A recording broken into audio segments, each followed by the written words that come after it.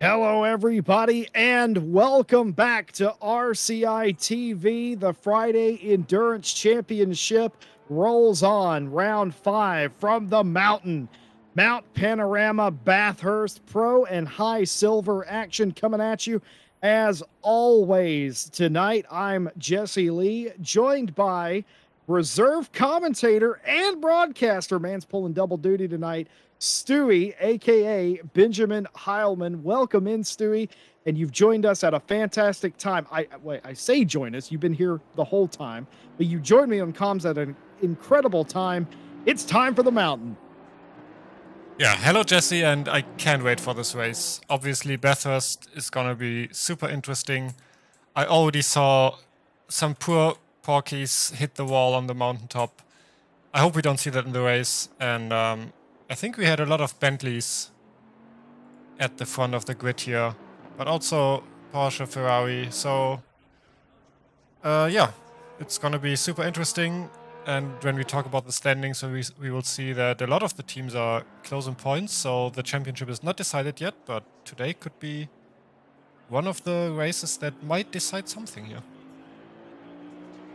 Tonight is wild card night. There's no playoff system in RCI, but there might as well be, because tonight the mountain will chew you up and spit you out. Nobody knows that better than my partner Stewie. And well, it's one of those places where if you have a bad day, there's no such thing as a bad day.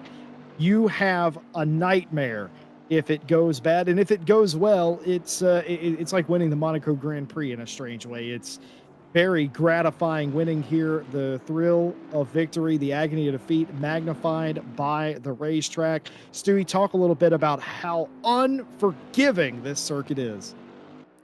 I mean, we saw it already with the Bentley now going over the mountain. There's essentially no runoff areas. If you make a mistake, if you lose the car a bit or brake a bit too much and the rear just slides, you just end up in the wall. And when you're in the wall, there's essentially the race over. In very few cases, you maybe just slightly tap the wall and just get a bit of damage, but usually it ends with a totaled car and you have to tow back to the garage because the car is not drivable anymore. Even here at the end on these in the chase, there's a bit of runoff space, but you're so fast that even if you leave the track, you most likely end in the wall anyways.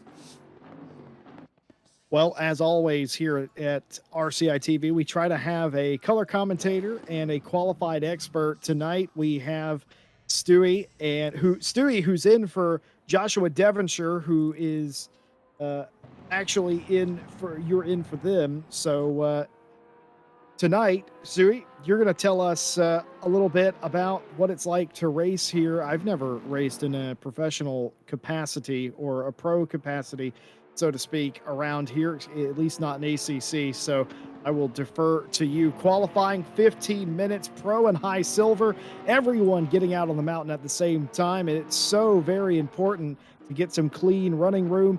But even beyond that, Stewie, my experience here is it doesn't matter. There's no place to hide. You can leave pit lane 2 minutes after somebody. If somebody crashes up in front of you, lap completely ruined. There's nowhere to go.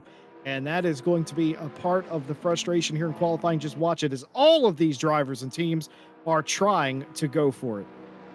I'm actually a bit surprised that essentially all the grid left at the same time. There's unfortunately only 19 cars today, and the track is so big, but yeah, they're almost all in the same sector. I would expect them to leave a bit of space on the straight now. But yeah, you're right. If someone hits a wall in the mountain and he's in an unlucky position, especially after sunset, you maybe see the yellow flags, but you have no idea where the car actually stands, if he's on the left or on the right, and it's hard to avoid them even when you're slow. But yeah, I don't think anybody here will have issues with space in the qualifying, as we already see them fan out a bit. So we should see some fast times. The track is only fast right now, but it's not too hot for Bathurst standards. So do you think we will see a sub 2 minute lap today?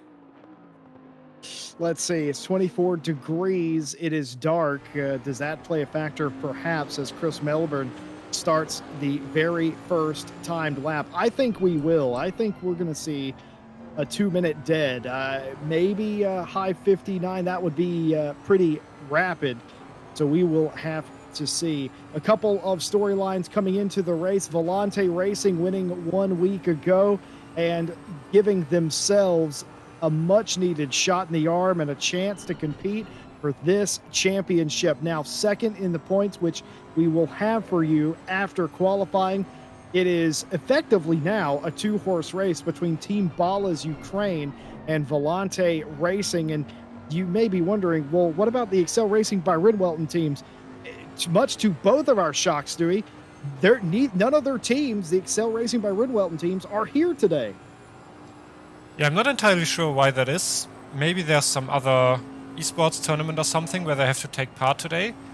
But yeah, I don't think they would just miss the race, considering I think all of their teams, or at least 3 or 4 of them, are in the top 5. So I don't think they would miss this race without a good reason. And we're watching Melbourne here be very close to all the walls, and that's essentially just his warm-up lap, but doesn't look like he's leaving any time here in that lap.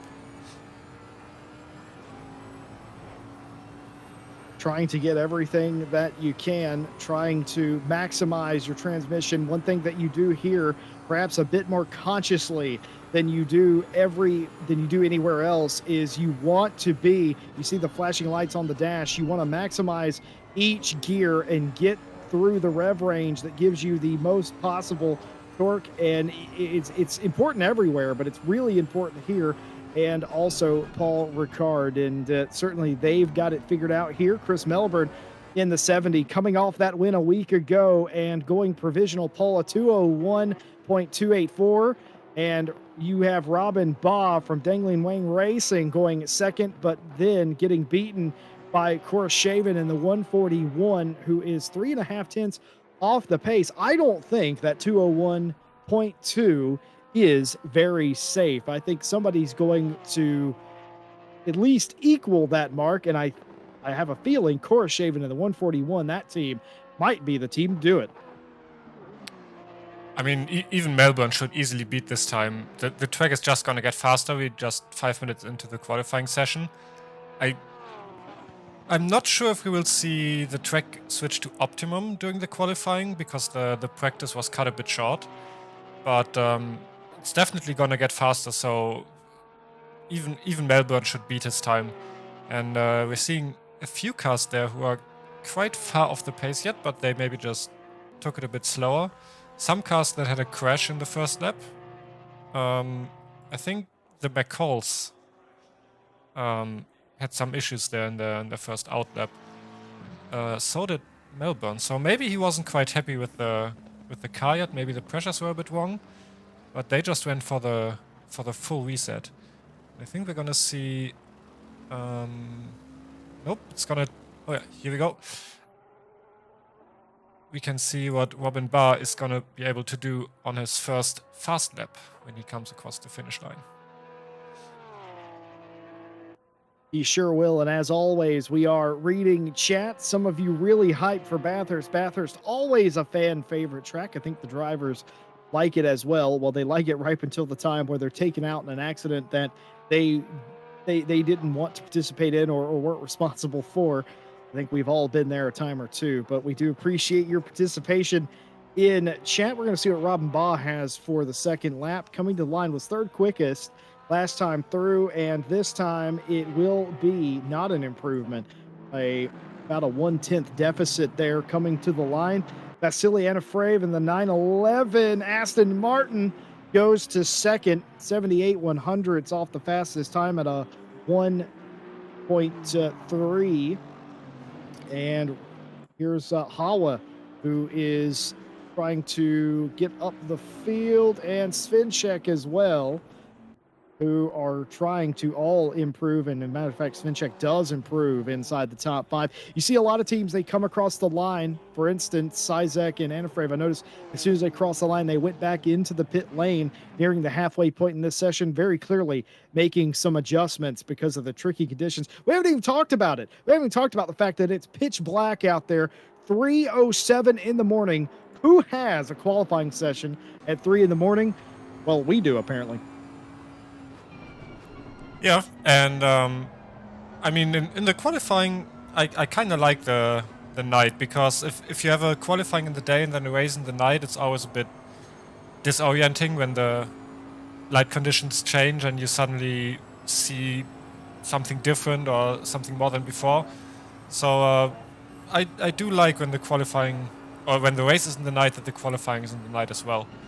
And you mentioned some cars abandoning their lap on the finish straight. I think it's just maybe not even the car. It's just that with the 50-minute qualifying, if they would do 1 or 2 more laps, they would maybe not get the best grip in the end, or have like a weird timing with the qualifying time. So they just want to go out now, and then they have their 1 out lap and 2 or 3 fast laps. I think that's why they were abandoning these laps.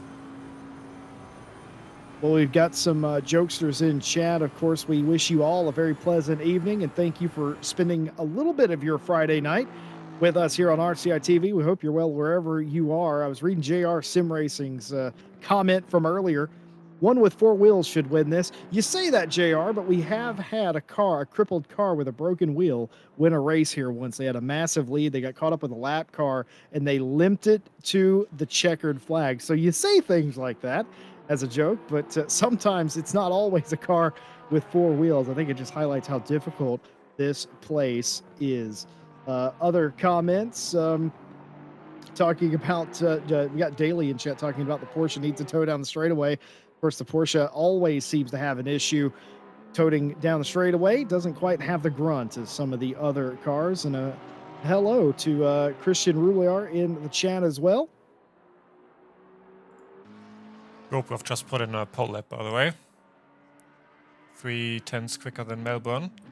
But Melbourne is already on a faster lap, so I think we will see him beat that in just a bit. Well, we sort of expected a 2-minute lap, but we were interested to see if we could see something a bit quicker than that. Well, we haven't, but we have seen something go to the top of the board. Chris Melbourne for Volante going back to pole, 1/10 to the good, a 2-minute .831, the mark to beat. GoProv in the 199, 1/10 back. Everybody else quite a bit far back, half a second down to Koroshavin. Of course, the Team Ballas Ukraine team doesn't have to do anything special here, Stewie. They just have to avoid the big mistakes. They have to avoid a wreck if one comes, and they have to mind their own business. They've got a decent championship lead. It's so easy to lose it here, but they don't need any heroics. They don't need any special things. The 141's in great shape at the halfway point in the season. It's all about keeping up the momentum and not making the silly errors as Robin Baugh goes to third, a 2-minute 1.203, still the better part of 4/10 off the pace there. Yeah, and looking at the positions at the moment, if they're like this with 2 Porsches between the Bentleys, it's going to be very hard for these Porsches to stay ahead of the Team Borders Ukraine team there, because as Daly mentioned, the Porsche here on the straights, not the most fun car, but yeah, then the Bentley behind, it's going to be interesting to see if the Porsches are fast enough on the mountain to actually be, I think it's around half a second to 6/10 they would have to be in front to not be overtaken by the Bentley. So we're seeing, I think Team Borders just put in the lap for P2 just a slight bit faster than Anu3, who also put in a faster lap. Well, that was pretty nice from Dominic Koroshavin, the 141, just barely missing out on pole, 21/100ths of a second. The difference, if I get that, means if Melbourne ran an 8:31, I'm assuming Koroshavin ran an 8:42, and that's just how close it is. We typically see little pockets of competition. Anafrev, again, 84/100ths off the pace. we typically see this where we have pockets that are competing unto themselves. Sometimes it's manufacturer lines, and sometimes it's just teams that are different skill levels. But here we have it. We talked about a minute ago how the top two had separated themselves, and it was a half a second down to third place. Well, now no longer the case. We've got 4 cars around a tenth between each other, and that's going to make for some interesting racing, especially since you pointed out the Porsches. They're not going to have straight line speed, but when they hit the mountain, they're probably going to pull away a little bit. The natural agileness of the Porsche in comparison to the bigger lumbering cars.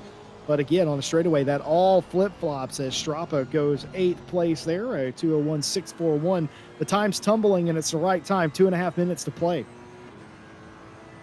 Yeah, and I'm actually surprised that the Honda is so far down here, because the Honda on the straights is just the fastest car. I think it's about 5 kilometers per hour faster than the usual cars like a Ferrari or something, and obviously way faster than the Porsche. So maybe the driver's just not as experienced in the car, or maybe the setup not really fitting. But I would expect them to gain some positions during the race, because it's just so easy on the straights with the Honda to overtake someone.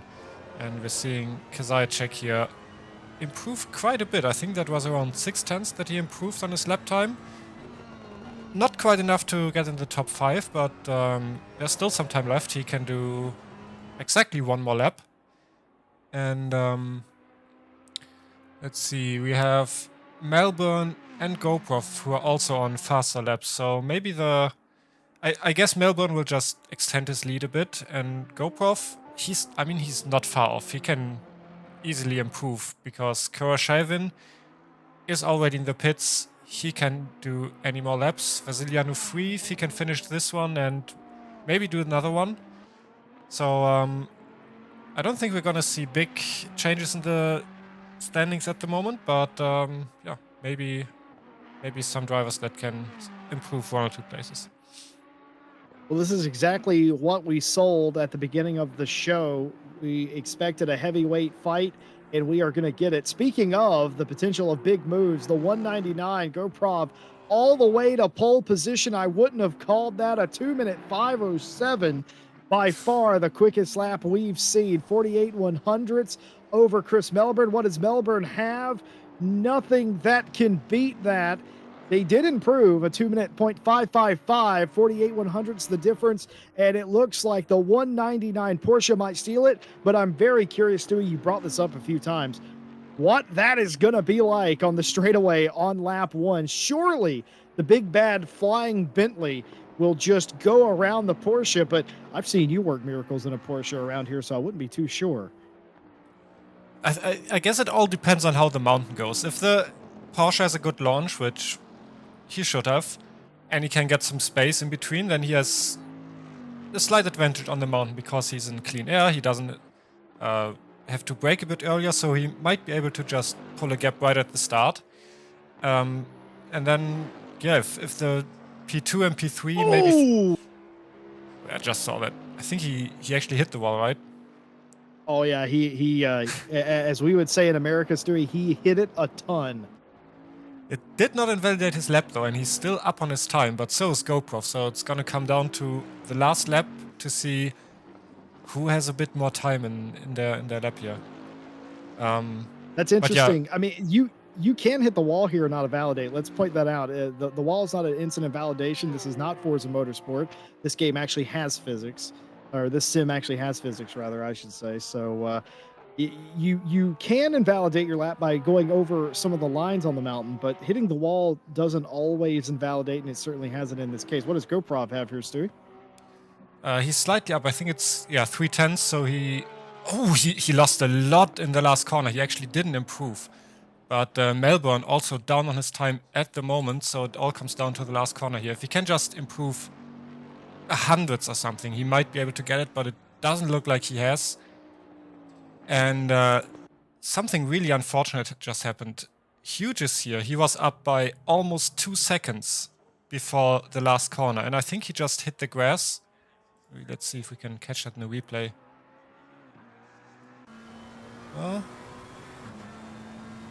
Okay, maybe it happened a bit earlier, but yeah, he was up massively. It would have been maybe P2 pace or something, but yeah, something must have happened in the last sector, which cost him a lot of time, unfortunately.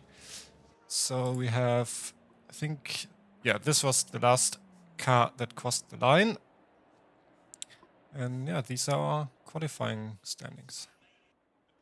Well, here is the results of qualifying, and it is really good if you're the 199 Porsche of GoProv. What a fantastic lap, a 2 minute point 507, just barely beating out Melbourne from the pole position. 48 100ths the difference, and then 3/10 back to Koroshavin in the 141, but still a darn good starting spot for the Ballers Ukraine team. And rounding out the second row, Anna Frave in the 911.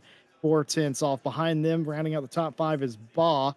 And then Sizek, Strapa, Svinchek, Geisler, and Mahal in your top 10. And Strapa continues the strong run in the 185 for the high silver class. Hopner was second in that class, and Keller rounding out the top three. It's going to be a big old fight for second place in high silver between Hopner, Keller, Stevenson, and Hawa, who are all very close and starting side by side and very close in the timing department too.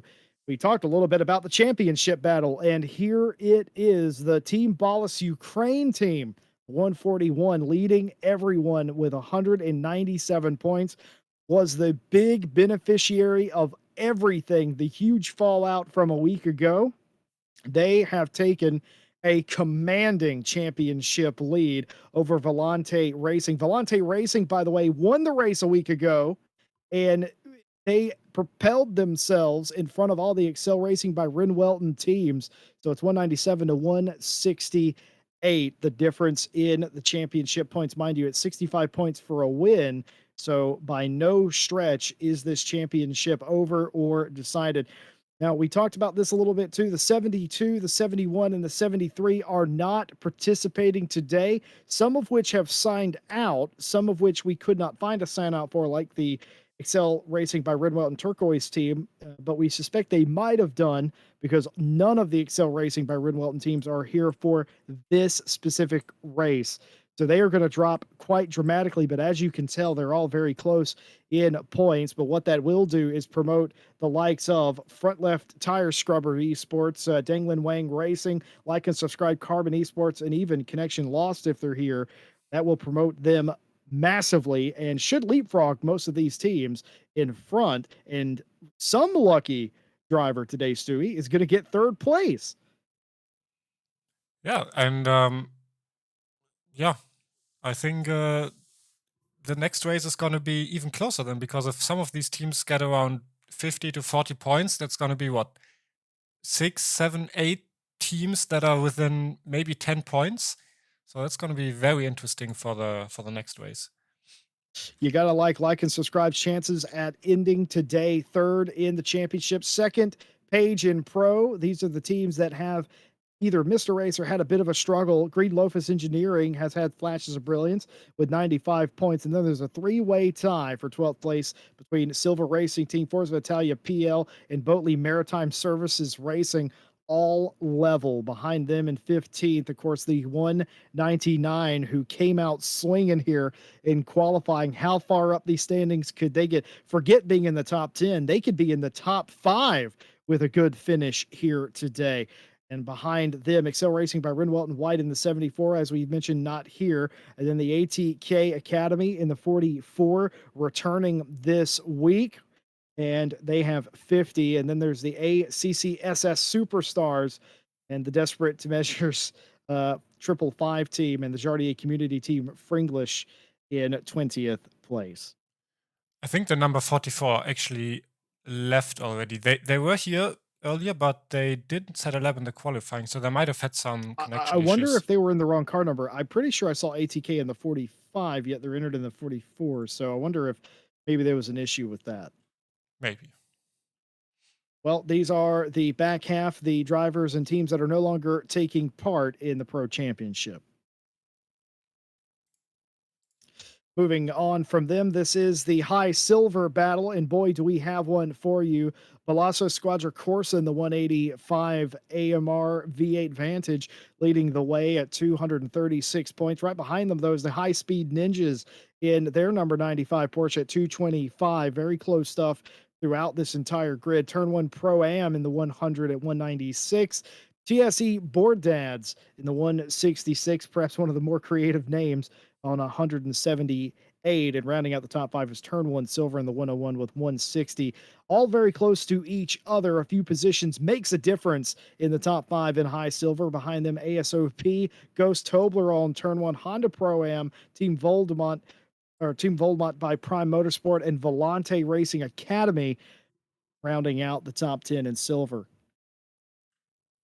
Quite strangely, this is one of those championships we've talked about throughout that we actually have less high silver than we do pro. Usually it's the other way around, but Team TBD, Comp Racing, Honey Badger, and the 579, these are drivers and teams that are either no longer taking part or have missed several races.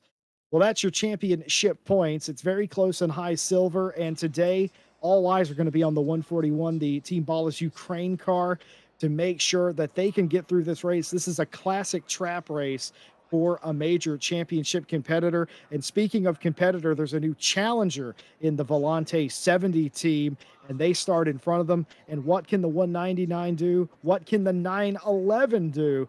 There's a lot of stories up front here.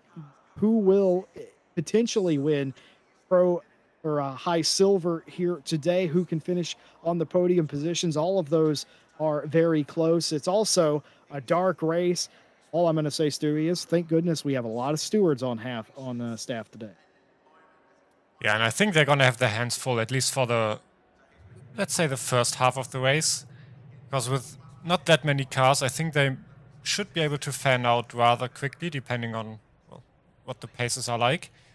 But yeah, the start is definitely going to be interesting, especially if some of these drivers are looking at their championship points and seeing the opportunity they have if they get a good result here with all the Excel and Welton teams missing. And we have one car missing here. I think that is the 722 from AOSP, but I'm not 100% sure. We will see in just a bit. So I believe, they'll have to correct me if I'm wrong, but I think Phil Roberts is head steward today, and Jake, the Bosmeister Boswell, doing race control. Phil Roberts has said that 722 appears to have joined without qualifying. I think they did qualify and they left and they came back, so they will start at the back of the field, I'm pretty sure, in the 722. Then maybe it was just a weird standing bug, or we will see if there's one team that will start from the pits. Brian Scheckerman in chat says, oh man, we are going to struggle here. I think you're going to have a lot of teams that struggle. Let's talk about that really quick on the pace lap here, Stewie. We've all had races where we weren't very good here, where we finished well simply because we persevered and we stayed out of trouble. And we've all had races here where we were the faster car or one of the fastest cars, and we had a terrible result based on the fact that we were either caught up in something that we shouldn't have been, or we made our own mistakes. Don't get me started on pit entry here. It's also a bit of a trouble spot for some teams. What is the key to staying out of trouble here, if any? A massive amount of luck to not be behind someone that crashes, and then obviously not crashing yourself. But I would say luck is actually the bigger part of not getting involved here. Maybe not so much with a small grid, but yeah, the bigger the grid goes, the higher the amount of luck you need is that's required.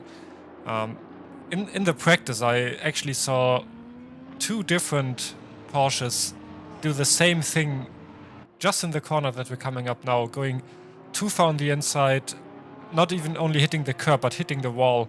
So I'm curious to see if maybe their setups are rather safe, so they have a lot of understeer and maybe can make the corner otherwise. And yeah, I mean it's 2 hours. It's not easy to keep it clean for 2 hours. So yeah, the team with some luck and the most consistent driving here will probably win. For those that may be new, Here is how we do it on Friday Night Endurance Championship. 2-hour race, 67-minute stint limit per driver. You must have a driver change for a valid pit stop. There is no specific requirements for tires or fuel. You just have to change the driver to satisfy the pit requirement. The teams that are trying to win the race will only have to pit the one time. Tires at the end of the stint will be an issue, as they always are. We are racing in the dark, and we have an armada of stewards who will be trying to keep this race fair.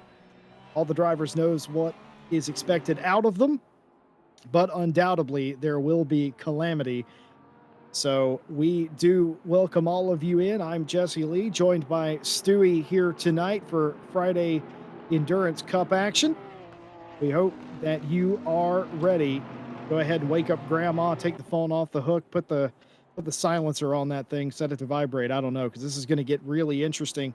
The storylines have evolved throughout this championship, and they continue to do so. It's between the 70 and the 141 for the championship, but the 199 with Madre installed into that Porsche, looking to do some damage, gain a lot of ranking tonight. It could be on for them here. One corner left to go. Very important to get a good start. Stewie and I are curious if the leader in the Porsche will be able to pull away from the Bentley, or will the Bentley swallow them? We're about to find out.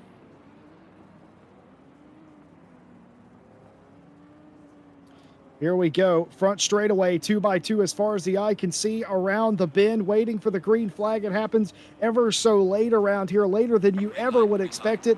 The start-finish line, right at the start-finish line, we're green. The inside for the 199 and the outside for Melbourne, and it's single file as they run up the mountain for the very first time. Mostly everybody, if not everybody, gets away cleanly. Will Chris Melbourne swallow up Madra? Will it happen? He's lurking. He's gaining in the 70. He's looking down to the inside. Didn't even take a defensive line to the Porsche. The Porsche stuck to the inside, and it's going to be easy peasy lemon squeezy and an instant pass. Chris Melbourne to the lead in the 70. Yeah, I think the Porsche maybe just thought, I'm not even going to fight this, because the second corner, they're notorious for having exactly one line. So maybe he just wanted to stay behind and maybe get some toe on the back straight, which we'll see in just a bit here.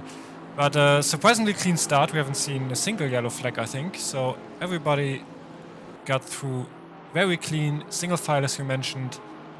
The difficult mountain section here also looking very, very good.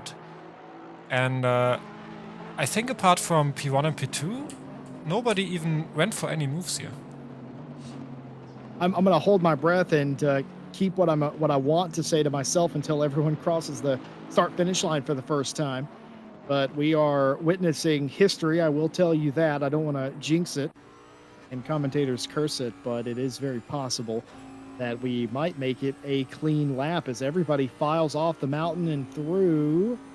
Yes, pretty good. Everybody has made it. So I'm going to go ahead and say it, folks. That wasn't only the cleanest lap won in RCI Bathurst history. That was the cleanest first lap this entire championship. And of course, just as I say that, contact between two of the top drivers, Melbourne and Madre, and now Medre falling through the field down to 6th place. Oh dear, that was significant contact and unnecessary. What happened there? Yeah, so the 199 was a bit too far away to have the slipstream from the 70. So we saw the Bentley, and I think it was the Aston as well, who just came incredibly close on the back straight. And then, yeah, the Bentley just going for a very optimistic send there into the chase. Braked a bit too late, didn't make the corner, and luckily it looked like it wasn't a big amount of damage, but obviously they both lost positions. And I'm quite sure that's going to be a penalty for who was it, 140? Yeah, well, no, it was Melbourne. That was Melbourne. No, that was for the lead, Stewie. No, it wasn't. Or was it not? No, was that the 141? I'm sorry. Yeah, it was the 141. The 70 was already almost a second ahead of the 199. Gotcha. It's dark, folks. We're trying to do as best we can. The numbers aren't lit up on the side of the car, and I saw a Bentley, and I assumed it was for the lead. But you're absolutely right. It was the 141. Korshaven trying to go stuff it down the inside, hops the curb. We've seen that a lot, and here it is again. And that is the 141. Just goes over the curb, and you just have no turn in at that point when you go over the curb, and significant contact. Obviously, the 199 has lost out massively there, and you have to wonder if the 141 could potentially get some sort of penalty. That's exactly what they don't want. Yeah, I mean, they didn't have the overlap in the 199. They just closed the doors, which was their right, because there was no overlap during the braking. So the 141 just took the curb. Yeah, as I said, not a lot of damage, and I'm pretty sure the 199 will work their way up again, judging by the qualifying pace.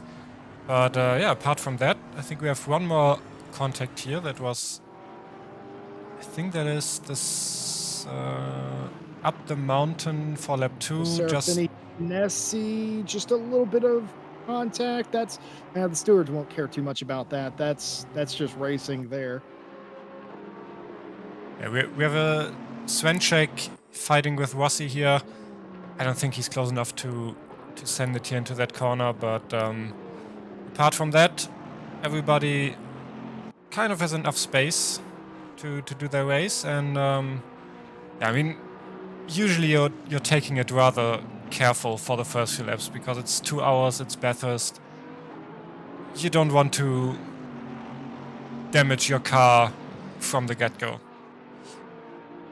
So the 197 of Tobias Hopner sitting in the pit lane. There's no reason why you would pit this early, and they have retired. Oh, big contact. Juraj Svinček into the wall, trying to follow Rossi in the 185 in front of him, and catches the wall. Heavy contact.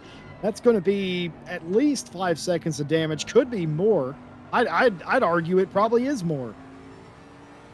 Yeah, it might be. Luckily, when the damage is on the side, it's not too bad, especially in the Bentley. But damage is damage, and it will rack up over time. I do remember one race I had here where I didn't have a big crash, but every other lap, just a small contact with the wall, and then the damage just racks up. And then come the pit stop, you have to decide, do I want to spend these extra 15 seconds to repair the damage, or do I just hope it doesn't impact my pace? You just taught me something new here. You've taught me that you can have a wreck here and it not be a big one. I wasn't aware of that until just now. Chris Melbourne out in front in the number 73 seconds to the good. Vasily Anafreev in second place in the 911. All going to plan for the 911 as well. Top two drivers are happy campers. Well, Korshaven definitely not in the 141 after that sort of, we'll call it a bit of a mistake there. And crashing into the 199. Like you said, Stewie, they were able to continue from that. I was reading some of the chat. We got the official Ballas Esports account cheering on their team, and Wolf Motorsport letting me know that I have cursed another team by saying what I said earlier. I still maintain, though, with those couple of little contacts, that was still the cleanest lap one of any Friday Endurance Championship race this season. Yeah, but I think it's also the one with the lowest numbers. Then again, it's Bathurst, so it could have been way worse than it actually is. And looking at Chris Melbourne here, he already has a gap of 3 seconds in, what is that, 3 laps? So that's a second per lap. That's impressive pace so far. Yeah, his team will be absolutely thrilled with that. Can you imagine going back-to-back? Nobody, even up until today's green flag, had taken complete control of this championship. Folks, we've not had a repeat winner in pro or high silver this season. It has been wide open. And if the 70 Volante could potentially do something about that, take the fight to Ballas, I don't know. I don't know what to say. It's going to be an action-packed second half of this championship. And we do have an official ruling on that incident between the 141 and the 199. 15-second penalty for Team Ballast Ukraine going into the turn, outbraking themselves and forcing the 199 off track. This was an upped penalty due to it being on lap 1. So that tells me that they were only going to go for a small penalty of 5 seconds, perhaps, maybe even a warning for that. Probably a 5-second penalty if I had to guess, but they upped it to 15 because, as you know, in RCI, lap 1 penalties are judged more harshly. And also, due to the circumstance, they weren't really able to give back the position in a safe manner, so that might have added a bit more to that penalty. And we're seeing another one to the number 7. I'm actually not sure if we saw that, because I don't have any replay for that ready here. Although, of course, the way the stewards work is for lap 1, they each take a section of the track, or a section of the field, I should say. And, of course, they monitor them. And it's possible that something happened that wouldn't show up on a report. And speaking of which, it hasn't made its way into my report. But, Stewie, I just got to ask you, do you agree with the 15-second penalty for the 141? Yeah, I do. I mean, it's lap 1, as you said, and they lost a considerable amount of positions. I think we would have seen a drive-through if there was a bigger crash in terms of like actual big damage. So considering there wasn't a huge amount of damage, they both continued driving. Lap 1, no position given back. I think that's a fair assessment of that. Well, that doesn't help Team Ballast Ukraine, does it? Because they have a 38-39 point gap in the points.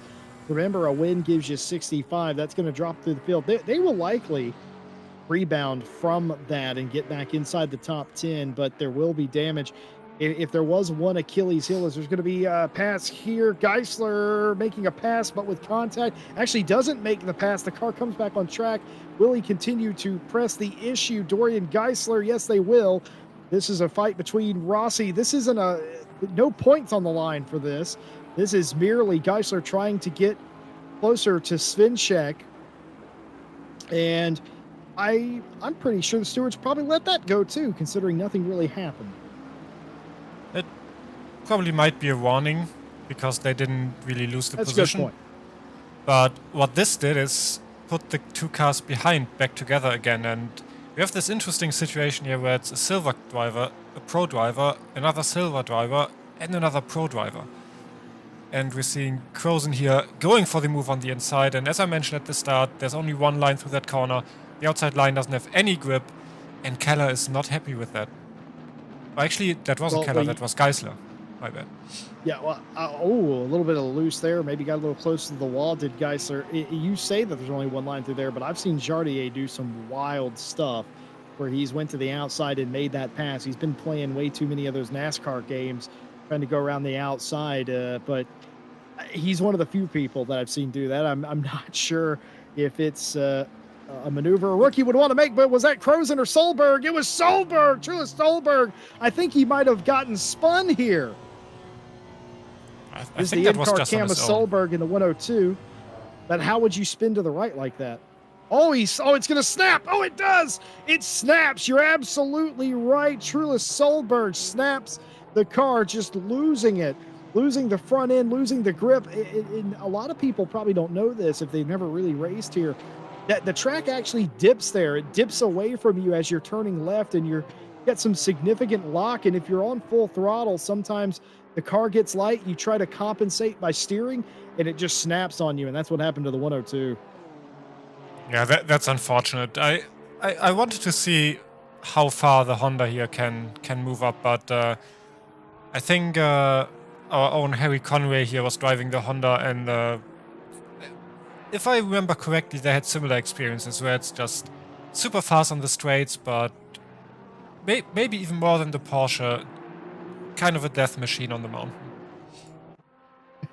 We by the way, do have the report for why the 7 has a 5-second penalty. The number 7 tapped the back of the 102, nearly spinning them out. That didn't show up on our incident report, but it showed up in the steward's box, and that's all that's important. So 5-second penalty for tapping the 102, nearly causing a spin. And a warning for car 722 for dive bomb with contact on the 3. Everyone was able to carry on, no positions gained or lost, so limited to just a warning. And Nicholas Keller and Menno Crozen here are still in the fights. And Crozen's still not too happy about that pass last lap, or maybe he just wants to put some pressure on Keller here. But they're still incredibly close, especially on the mountain here. It's very difficult to follow someone with the dirty air. But Crozen doing quite a good job of staying close. Now down the mountain, down the sunset, still extremely close behind. And it always kind of looks like the cars are losing it, but it's just the nature of the bumpy track and curb there. And now getting into the elbow on the straight, the Bentley extremely close. I don't think it's close enough to actually make the pass, considering it's a McLaren, but Crozen definitely not happy that the silver driver is in front of him and maybe even blocking him from catching up to his actual contender, Dorian Geisler, who I believe just made a pass on Rossi. Couple of things from chat here. Chat asking, who is Chris Melbourne's teammate? I think that's Vanko Dimitrov is Chris Melbourne's teammate. At least they have been this year. And Hawa in chat saying, car 722 here. My game crashed right after quali, so he had to start last, and Alan had to take the first stint. Going well so far, though. That we assumed something happened. You confused the stewards, Hawa, at what was going on, why you were there, and then you weren't, and then you were again. All completely legal. Nothing wrong with that. The 722 getting back on track, starting from the back, but making it interesting throughout the field. We just saw Rossi take out Dorian Geisler, by the way. After that overtake that Geisler did on Rossi on the back straight. We can just cue it again. Extremely close here in the chase. The Bentley just slight bit of oversteer, worse exit, and then the Aston maybe misjudged the distance there, and just clean takeout in the steward books, I guess. Yeah, it's very interesting. Crozen does get by into 8th place, and now will set his sights on Juraj Svinček, who is reeling in the 199 very slowly. And what that does, Danilo Rossi had about 4 pro cars in between him and the silver field. Well, that isn't the case anymore. Keller right behind him in the 271 McLaren, and this is the view from Nicholas Keller, Team Volmont, trying to, just getting it a bit wrong there. I don't know if, Stewie, if you've had this problem at Bathurst, but I've always had that problem where if I'm following too closely to the car in front, it throws off my rhythm over the top of the mountain because I can't see the wall. All I see is the car. Yeah, I know exactly what you're talking about. It's just so hard to follow someone. And then the other thing is, once the car in front of you is gone, you suddenly have to choose your own line again, and that's a whole other story. It's very strange also racing in the pitch darkness, 3:44 in the morning. Track's optimal. We didn't talk about the weather simply because there's nothing to complain about. Usually when we talk about the weather, it's to complain, but there isn't anything. I would say it's sunny, but it's completely moony. It's moony tonight. Optimum track temperature, 24 degrees C on the track and the air, and a light breeze. Nothing to even be concerned about on the massive straightaways. So pretty good night, all things considered. Good morning, I should say, for a race. And race they are doing. What does Nicholas Keller got to do to get around the Aston in front? And again, my question to you, Stewie, if that Aston was so much better than everybody else in qualifying, what's different now? I mean, it could be a number of things. Maybe they just went with a very aggressive and fast setup for the qualifying because they wanted the safety of having a few pro cars between them, which they did. But then maybe their race setup is a bit more safe, a bit more conservative, and that it's just maybe the pace is not there yet. Maybe they had some wrong pressures.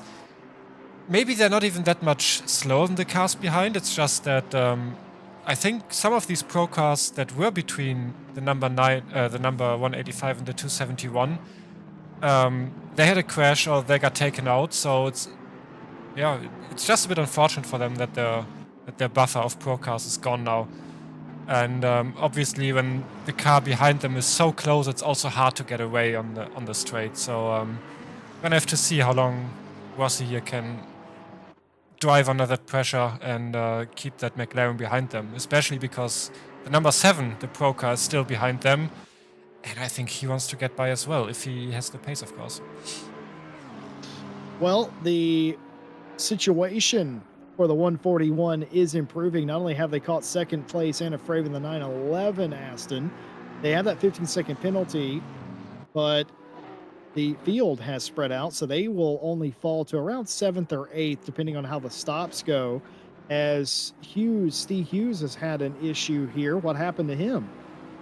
I think he It's the just number lost it on 7 his car own. we were just talking about. Oh, just gets hard onto the curb. You can use the curb, but there's grass on it. There's no extra sort of runoff there. It is just a hard curb and then grass, and yeah, it just jacked him up and spun the tires. And there's no, we talked about it pre-race, dude. There's nowhere to go. And I'm actually surprised they did not go into the pits to repair the damage, because that was a hard hit in the Sure front, was. and we see the Porsche catching up to them on the straights, and that's never a good sign. If the Porsche can catch you on the straights, then you should probably go pit and repair the damage.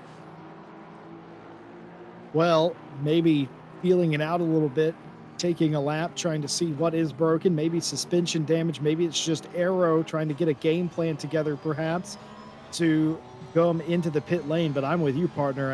If I crashed that hard, I'd probably immediately duck down the pit lane. It's also a possibility that it wasn't safe, considering where they crashed.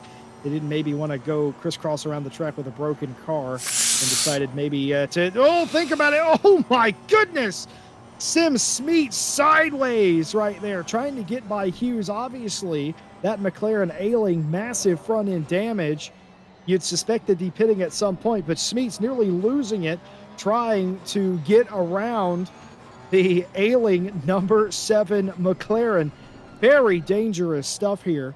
But like I was saying, the condition of the 141's improving. They're battling for second place, and they'll only falter out around 7th or 8th place with that 15-second penalty. It's not the end of the world, and it would be hard to believe that they wouldn't recover some of those spots. But even still, I've been doing the maths, Stewie, and I have determined that they would lose just about half of their championship lead unless there is a miraculous recovery that sees them back inside the top 5. But it's going to be a hard, long road for them to do that. I'm not saying it's impossible, because it's not, but it is going to be a long, long night for the 141. Yeah, I mean, 15 seconds is a lot to catch up here. And just to talk about what we saw on the mountain again. Being in a Porsche behind a slower car on the mountain is probably the most scariest thing here. It's not the car itself, like when you're driving alone, it's just following someone in the dirty air, because then you don't have your downforce.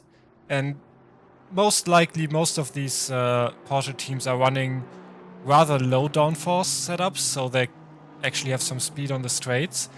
And I was a bit surprised that the Porsche didn't lift off a little before the mountain section, to not be too close behind, because if you're so close and you have to lift or brake in one of these corners, it's very hard to catch the car. And we saw on the back straight the speed difference between the Porsche and the McLaren without slipstream. So that should still tell stories about the damage of the 7. I think the 837 who got pushed into the wall, I think it was the exact same part of the wall that they hit. They also didn't pit. And they're also still driving, and at the moment they're actually catching up to the number 7. Well, there was some drama between two teams a few laps ago. The Sorry to interrupt you. The 830 107 actually got by the 199 here on the straight.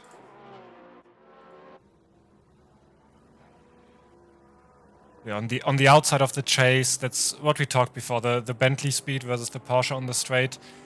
Nothing you can really do to defend that. But that's one more position lost for the 199. Until 199 is now. not going there. Yeah, I was gonna say it wasn't really going their way, but there you have it. You miss the corner, you give up the position.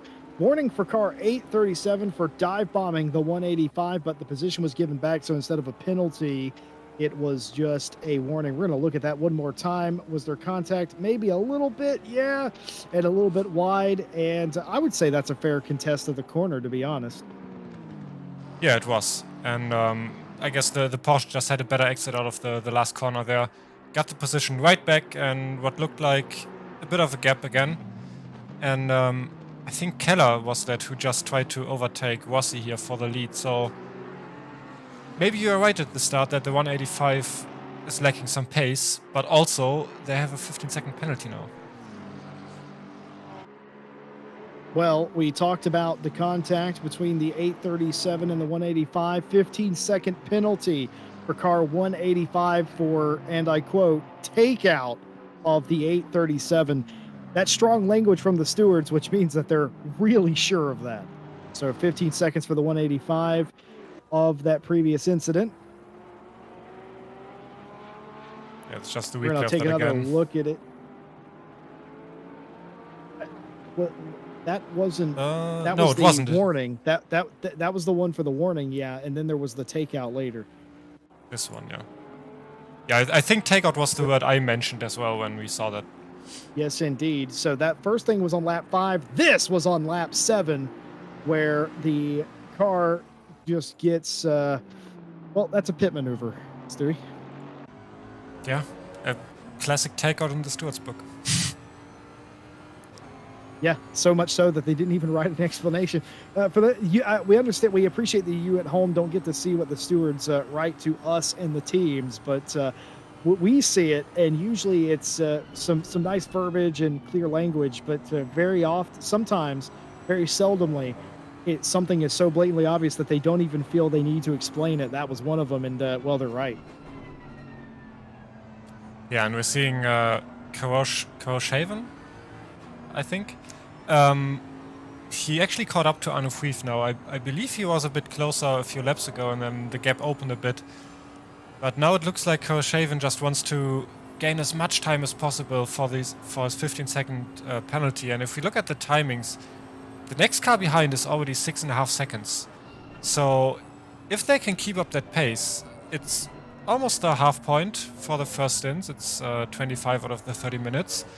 And 6.5 seconds, that's almost 15 seconds. So maybe they're fast enough so that the 15-second penalty doesn't really have that much of an effect and they can still get P3 if nothing else happens to the other cars around, of course. But so far, it's not looking too bad for them. Well, the projected pit out for the 141 was 8th place about 10 minutes ago. Now it's projected to be 7th or 6th. Like I said, trending in the right direction. They could potentially save a top 5 and save the vast majority of their championship lead. Meanwhile, the number 70 Volante Bentley, well, I mean, they're having fun. They're just out in the middle of nowhere. Nobody around them, nobody bothering them. They have the pace, 8 seconds to the good. And afraid biggest issue right now isn't the gap to first, it's the non-existent gap behind them. And of course, Forshaven, they know, Team Ballas knows that they're going to end up behind the 911 again, but that's not the point. The point is, right now, the 911's holding them up a little bit. Yeah, I mean, it's hard to tell from the lap times because obviously when you're so close behind each other, it's hard to know if you're actually faster or if it's just the extra speed on the straights, especially on this track where a big portion of the track is a straight. But it does look like they're being held up a bit, and they're certainly not giving up on catching up. And you mentioned the 70 just having a clean track.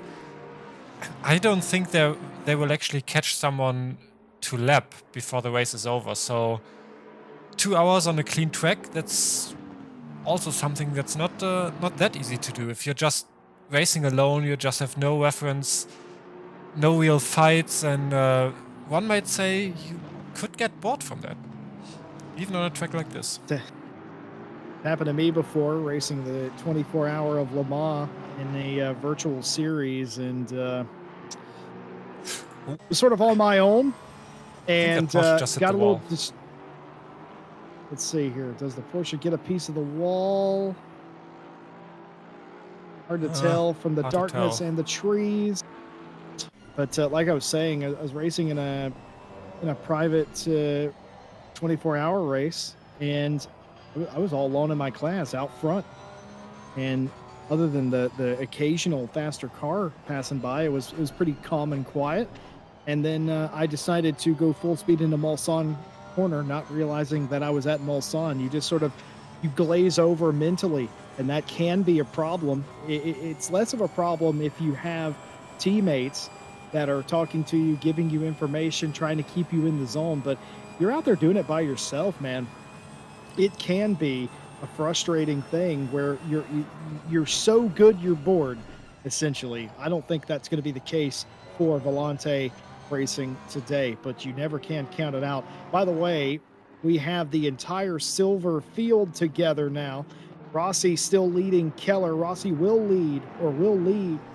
Uh, Rossi will not be leading this race at some point due to the 15-second penalty. But Keller would like to pass them on the track. Heck, so would Grant Willamont back in third place. Grant, who was several seconds behind this group about 15 minutes ago, has caught right back up. And, well, he's brought friend Serafini Danesi, who was last on the track at one point in the 722, up into fourth place in silver. Close racing here. Grant Willamont getting all around the outside. Now, that's impressive stuff there. Getting that position away. I don't think Keller saw that coming. That's the Jardier line into that corner, getting it done. New second place, Grant Willamont, and Keller will be frustrated, but you have to also take into consideration, well, if Grant can do that to me, hopefully he can go up there and pass Rossi and I can get by too. And I'm pretty sure if he can catch up, he will do that again. This move just requires so much confidence to go through the outside of that line, and also kind of hoping that the other driver is playing with you and like not pushing it too far.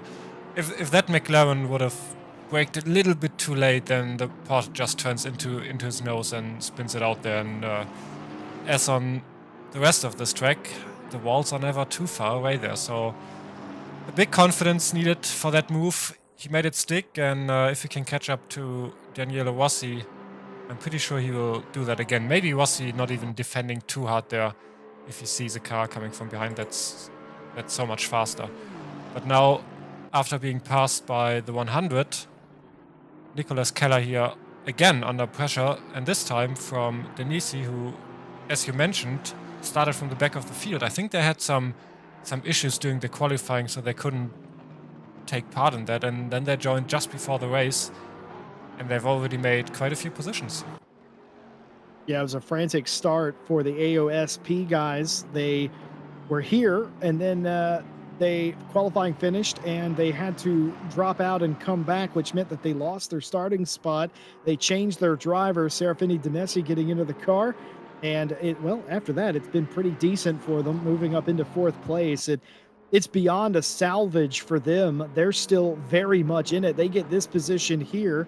This could be big. Trying to do the same thing. Go around the outside, side by side. In the right-hander. Can't quite do it. He doesn't have the grip or the overlap. But still, a move being made there. Keller is going to get frustrated with all these people trying to pass him on the outside. But it's impressive to watch.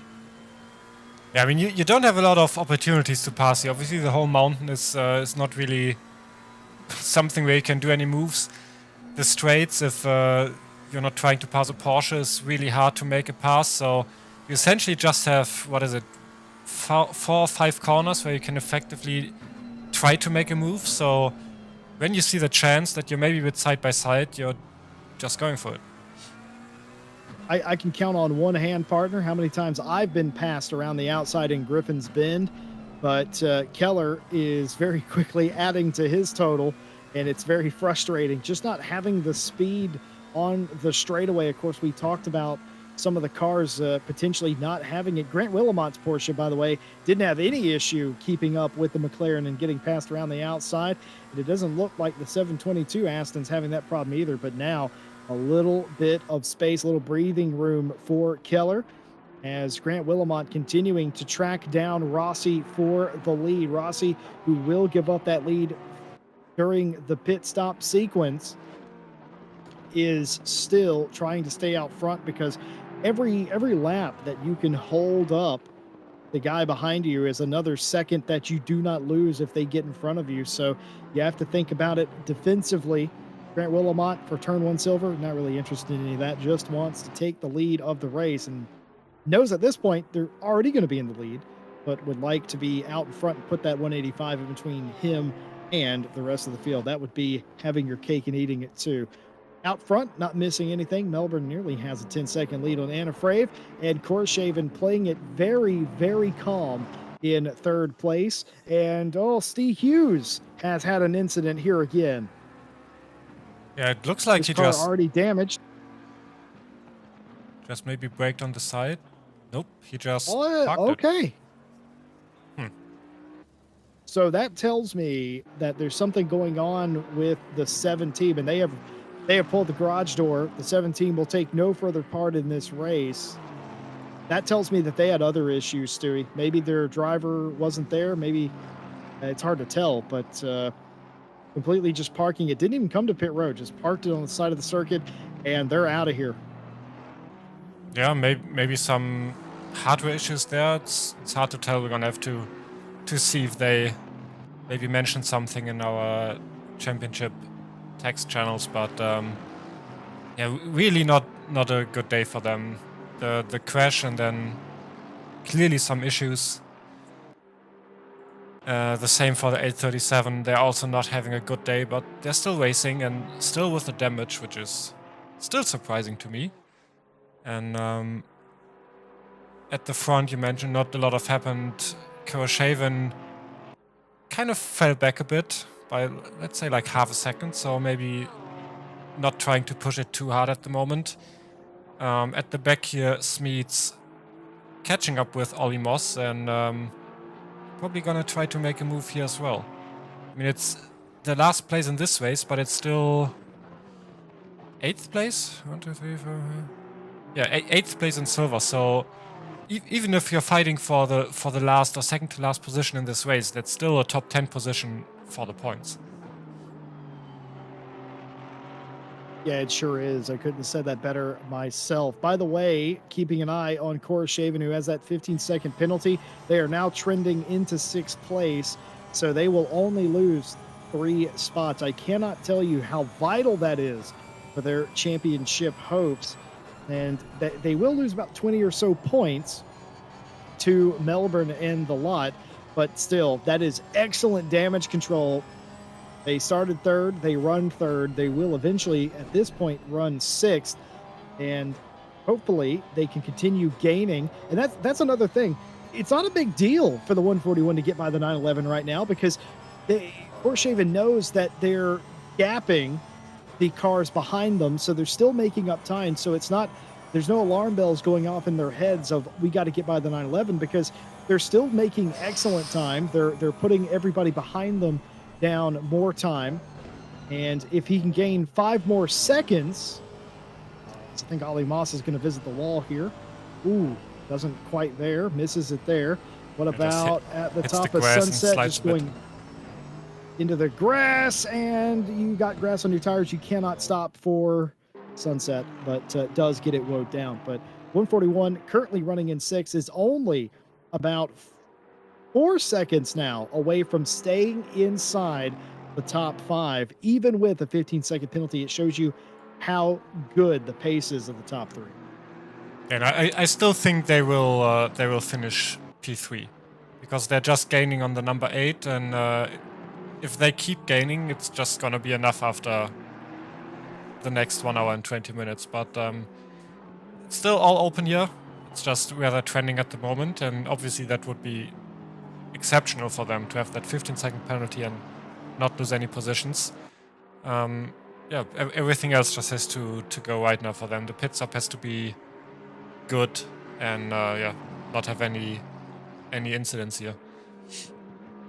What a story this is for AOSP. Started dead last, had to reconnect post-qualifying, meaning that they started dead last. And not only did they start dead last in 19th or 20th position. They fought their way back through, and they are now threatening for the third place position in high silver. And again, it goes from a recovery drive to I'm fighting for the win, and they very much could be here because Rossi has the penalty. Willamette will effectively be the leader, you would have to assume. Keller second. Denesi, you would assume at this point, is third. This could be the pass for second, is what I'm getting at as we look at the. This is right under the exhaust of the 271 McLaren. That's why you see those puffs of fire out of the top of the screen. That is coming out of the tailpipes of the 271 McLaren, and that's Serafini Denesi 722 Aston that you're looking at, taking a ride over top of the mountain. You know, I'm almost happy this race is at night. It hides some of the scary walls some of the time. Yeah, but I mean, the walls are so close. Even the taillights are lighting up the walls as it looks like Denesi is trying to go for the move, and he makes it kind of stick, slight bit of contact, but all in all, pretty clean overtake here. Yeah. Keller tried to play that real tough, trying to come back on him, maybe hit him in the quarter panel, hit him in the door, rattle his cage. It's not going to happen. The pass was always going to be made. Serafini Denesi, third place in silver. And now, again, the question has to be, what is happening to the 271? They were, a few laps ago, Stewie, they were challenging for the lead, and now they're in fourth. Yeah, maybe they were just overdriving their car a bit and kind of destroying their pressures or their tires, because their pace dropped immensely. I think they lost about 1 second, or between 1 and 1.5 seconds compared to the lap times they were starting with. Hard to tell. Maybe it's the concentration leaving the driver. Maybe it's the tires not being optimal anymore. But yeah, they're definitely losing a lot of positions. And now the next car is behind them, and that's the Honda from Solberg, who I believe didn't they also have a crash where they hit the wall with their front, and they also didn't pit. Yeah, the 102 hit the wall pretty significantly with the side of the car, but it hasn't really. I mean, it probably has bothered them a little bit because they're fifth in class. Speaking of, the 95 of Smeets is dead last in high silver. His teammate Scheckerman in chat saying we're just struggling right now, but we'll be back for the final three races, and that's very important. The 185 Rossi, the championship leaders, out front right now, and the 95 struggling. But again, we're confident that the 15-second penalty is going to be an equalizer here. So the 95, who's chasing the 185 in the championship by just about 10 points, as Solberg squeezing it up the inside. Is he going to run wide here? He is going, but he's going to be able to defend it, and that's going to be a pass made. Solberg now up to fourth as Keller's nightmare continues. And that Honda speed on the straight is just... it's contact! He's gonna spin him! Solberg is gonna get spun by Keller. Keller just didn't want to get past again, and you have to think that is going to be a big old penalty for the 271. Smeets and Scheckerman, you might not be last. Yeah, that was just a bit too far away, that dive there on the inside of the corner. I don't think Solberg expected that, and that's why he didn't leave quite enough space there, because he shouldn't have from that distance. It's just so unfortunate for the 102. They had that incident, they worked their way back up, they had a relatively clean overtake there on the straight. It's just this incredible Honda speed. We could see the Honda just catching up to the McLaren so fast, and then be taken out. That's just definitely not helping them morale. And now Smeets is behind them, but I think as soon as we got on the straights, the Honda will just drive away from that Porsche here.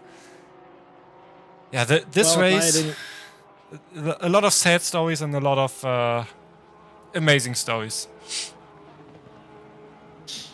We could be witnessing our very first repeat winners of the season here today. It hadn't happened all season long, but it could be as Solberg struggling here. Smeets all over him. Smeets trying to get out of last place in high silver. It very well could happen. It almost looked like it was going to happen. A big slide out of the 102, but alas, did not occur as there was just no room. But the 95, Checkerman saying that they're going to come back and they're going to try and beat the 185 this season. And it's you never know. You cannot judge your entire championship based on one race. Who's to say the 95 struggling here today doesn't come out and dominate in a week's time? That is the brilliant part of motor racing, is you just don't know. Your car may not handle well here. It may not be set up right. You may not be a driver that particularly favors a certain kind of racetrack. The good news is you don't race at the same track every week, and it could very well be 3 good weeks, and all of a sudden the 95 not only doing well, but potentially winning the championship. You just can't give up. It's days like this, Stewie, that build character for the 95 team. But for right now, Sim Schmeets is trying to build a few more points as Solberg looks to have the car back under them for the time being. But even so, you have to imagine a penalty is coming for Keller there, as that's the second takeout of that variety we've seen today. Yeah, and I'm curious to see what happens on the mountain, because the Honda with the damage looked extremely slow on the mountain in the last lap, and the Porsche could easily catch up and was already in this danger zone that I was talking about before, where when you're too close behind the car, it's just very difficult. And then as we got back on the straights, the Honda was just pulling away, even though the Porsche had the slipstream. But it does look like Solberg got his composure back and is now building the gap again, or at least not losing too much time here. And at the front, Kurashaven still inside of the 911, but if we look at the gap to the 8, it's been 10 minutes since I talked about it the last time, where it was 9.5 seconds, and now we're at 13 seconds. So it's looking really good, and I don't think they're being held up by the 911, because the gap keeps switching between, let's say, half a second and 1 second. So they're not directly on the rear bumper of the 911. They're just behind, taking the slipstream, maybe being a bit more relaxed overall, and just getting pulled on the straights here to build a gap to the 8. I'm going to disagree. I like a little drama. We can't let the drivers have all the fun. I think the 141 is, but doesn't mind, because the safest place on the racetrack is by yourself. Well, the safest place on a racetrack is in the garage, but I digress. The 141 is being held up as Ali Moss is our first taker on pit lane. No, it can't be the normal stop, because 67-minute stint limit. They will have to come in again. So they didn't quite make that in the pit lane, or unless they... No, yeah, there's no way that they're going to sit there long enough, and that's part of their strategy. So an early pit stop for the 3, but again, 67-minute stint limit. They're going to have to come in and reset that at some point. At minimum, a drive-through at the end of the race. So certainly something that the 3 needed to get attention to. But like I was saying, I'm going to disagree with you, because I like a little bit of drama. I think the 141 is being held up, but I also don't think Kurashaven minds. They've already got a penalty. They're not looking to make it worse. They're still gapping Robin Baugh and Jarzabowski behind them. So it doesn't really matter. And they must have thought, Chris Melbourne's too much for us. We are in control mode. We're trying to control this championship, and they're doing a great job of that. But to your point, it's also possible that the 911 is just keeping them at bay. It could go either way. I'd love to hear what the Ballast Ukraine team has to say about this strategy, because one way or another, they're executing something magical here today and could potentially stay inside the top 5. They only need 0.8 of a second now, and they won't even drop out of the top 5, even with a 15-second penalty.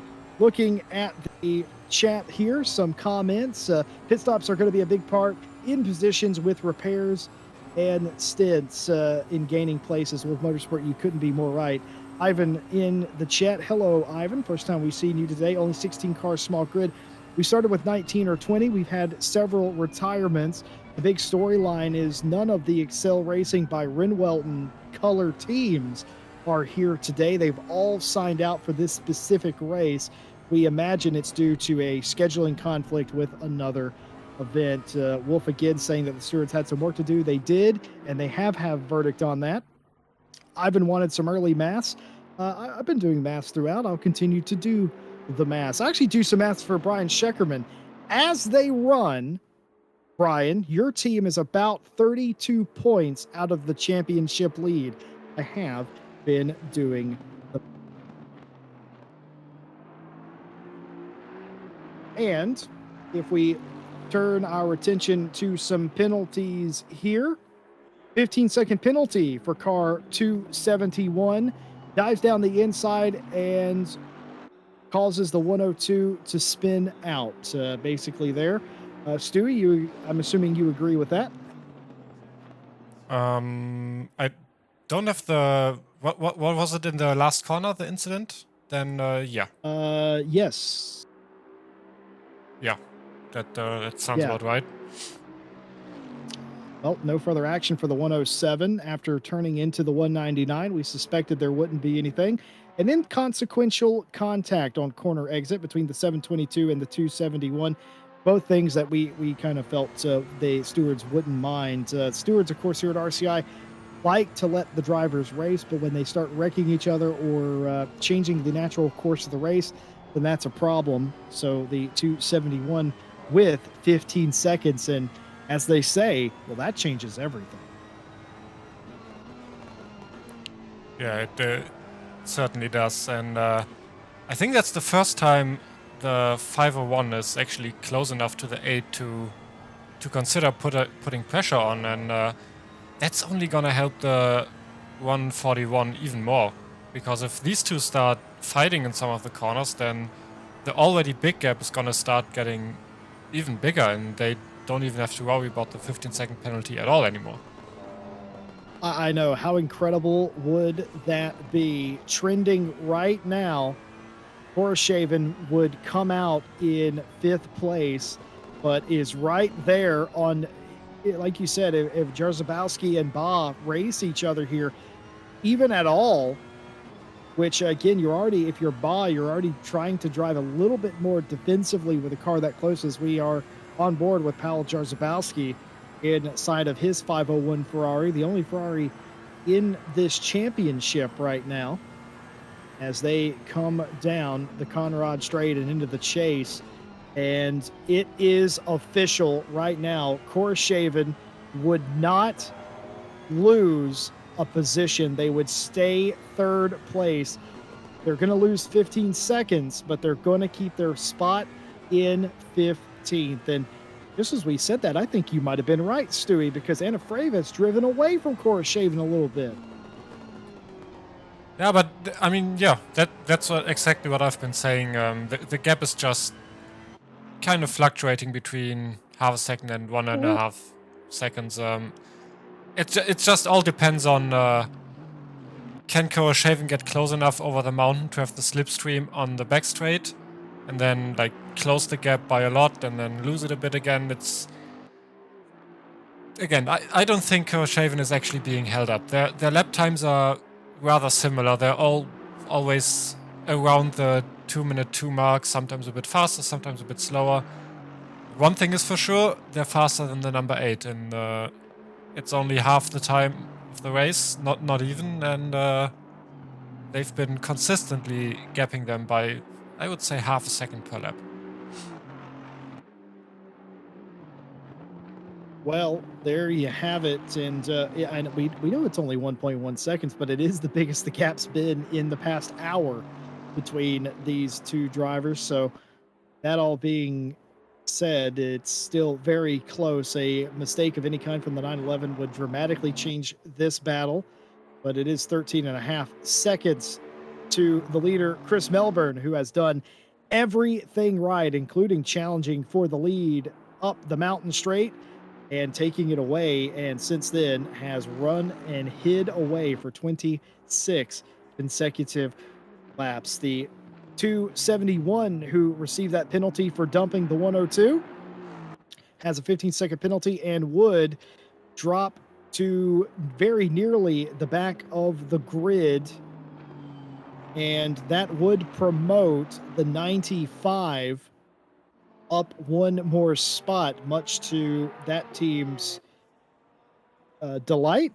So that'd be even less points that they would be losing to the 185, who, by the way, Grant Willamont actually fell off the back of the 185 to 3.4 seconds. It won't matter for the pit stop, of course, with the penalty. Grant Willamont will still take the lead. In fact, I've actually just realized that the 185 is probably going to end up back with the 271 and the 102. So could frustrations play here at the end of this race, I wonder? We also documented the number 3. It's got Donald on board, and with the stint limit, I was trying to figure out what their game plan was, because they're going to have to come down pit road again, and they must have just decided they had to have that pit stop. It could have been issues that led to them making the early stop. So the number 3, even though they pitted, is likely to have to come down pit road again, unless I've missed something dramatic.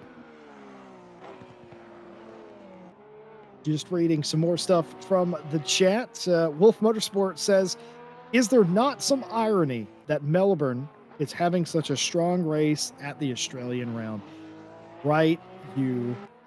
And on their way to being a 2-time winner this season. It is an incredible day, and they've just got to finish it off. Let's go turn 1, says Cole Hawks. Indeed. Could be a double bubble day, of course, because both the Balasso Squadra Corsa team has won a race, and so has the number 70 of Volante. And if they could both somehow pull it off, we would have winners, repeat winners for the first time in both categories. But the 185's path to a win today is a lot more steep. Has the 100 won? Let's see. Yeah, the 100 has not won. The Turn 1 Pro-Am team has not won a race. They've had 3 podiums and are still in the championship conversation. And a win today would do wonders for that. It would pretty much almost catch them up, considering Balasso Squadra has a penalty and will lose some positions. And of course, the 95 came in 11 points out of the championship league, and the penalties and the shakeups would do them a world of good. I gotta tell you, if you are the 95 Porsche team, if you had a race to pick to be your weakest one, they've gotten a lot of help from some of the guys that they're racing having issues with penalties.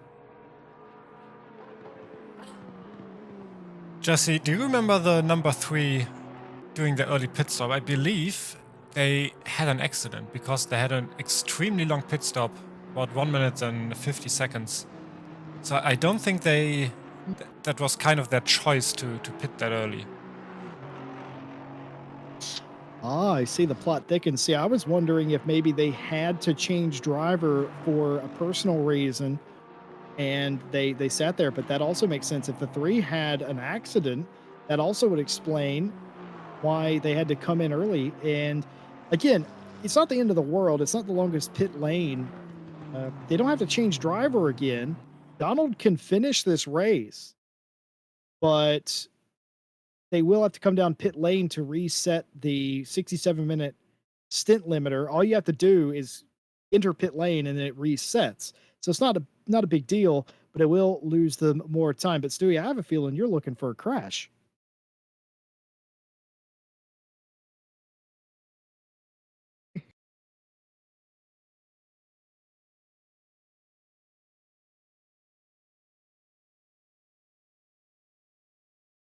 Hawa in chat saying, tell the 100 to retire so we can have a repeat winner in silver too. Hawa, you You can tell him that. Matter of fact, I guess I technically did, and you did as well. You hear that, the 100 team, turn one, uh, Hollow wants you to retire if you wouldn't mind. See, I tried, Hollow. I tried. I don't think they're going to listen, but I tried.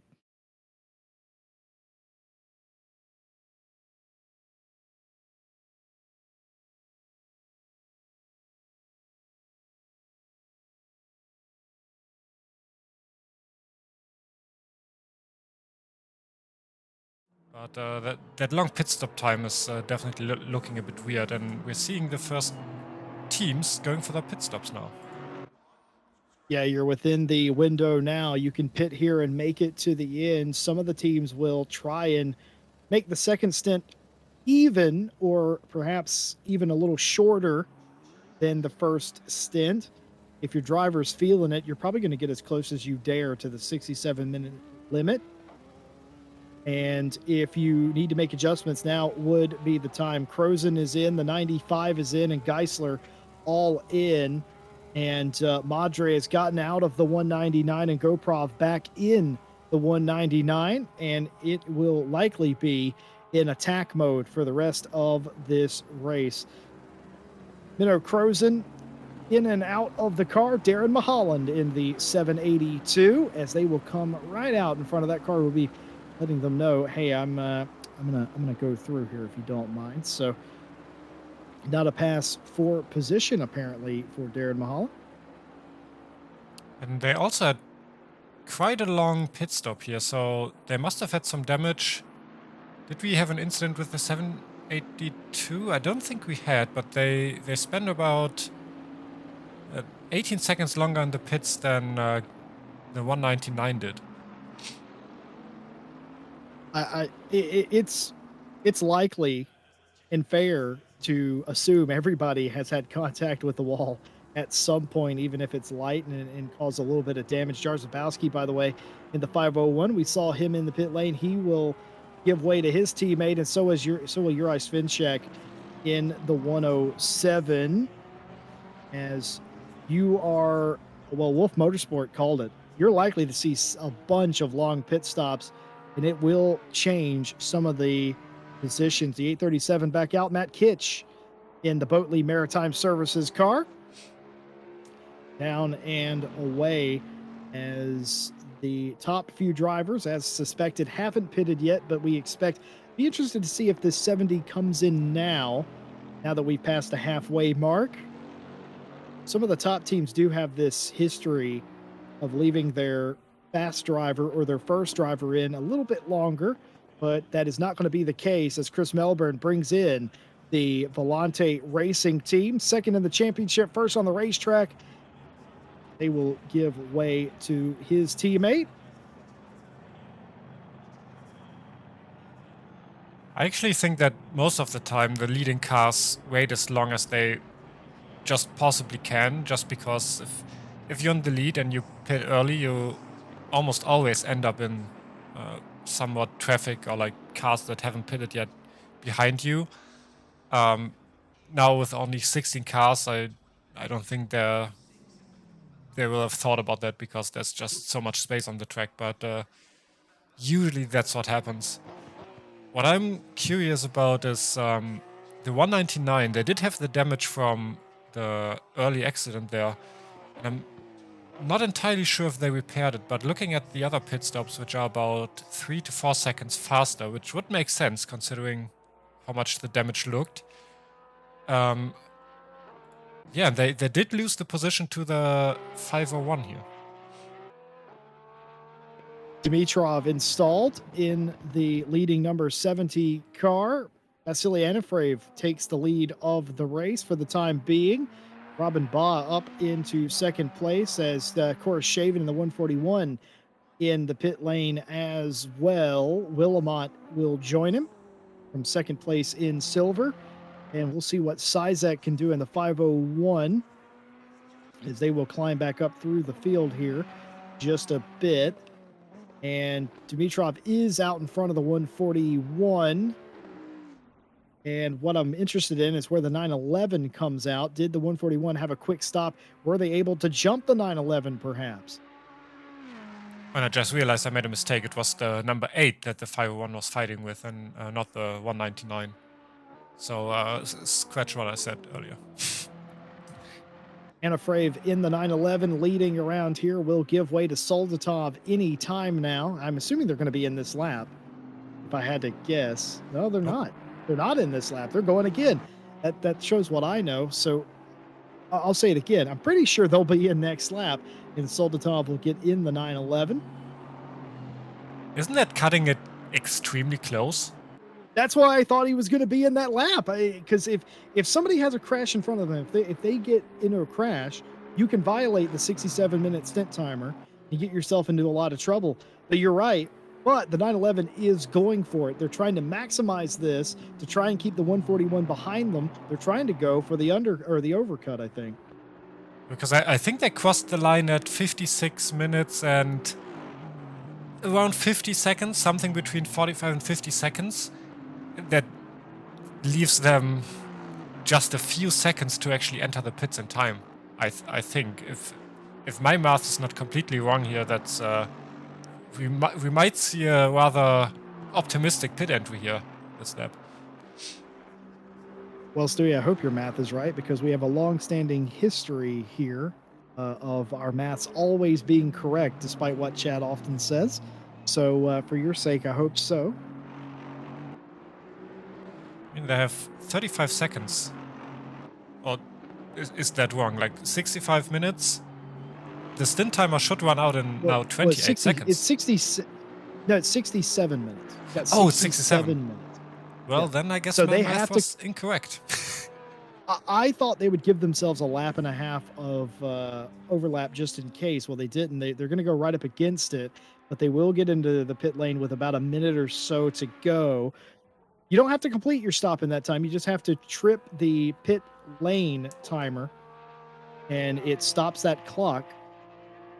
It's not like a running clock. I know they've done that in other racing series. I think in what was VLN for the longest time, until you flip the switch in the car that tells the computer the other drivers in it, your timer doesn't stop. And I know there's a lot of issues with that, but I digress. Vasily Anafrave is in the pit lane, and we expect Soldatov to climb on board the 911.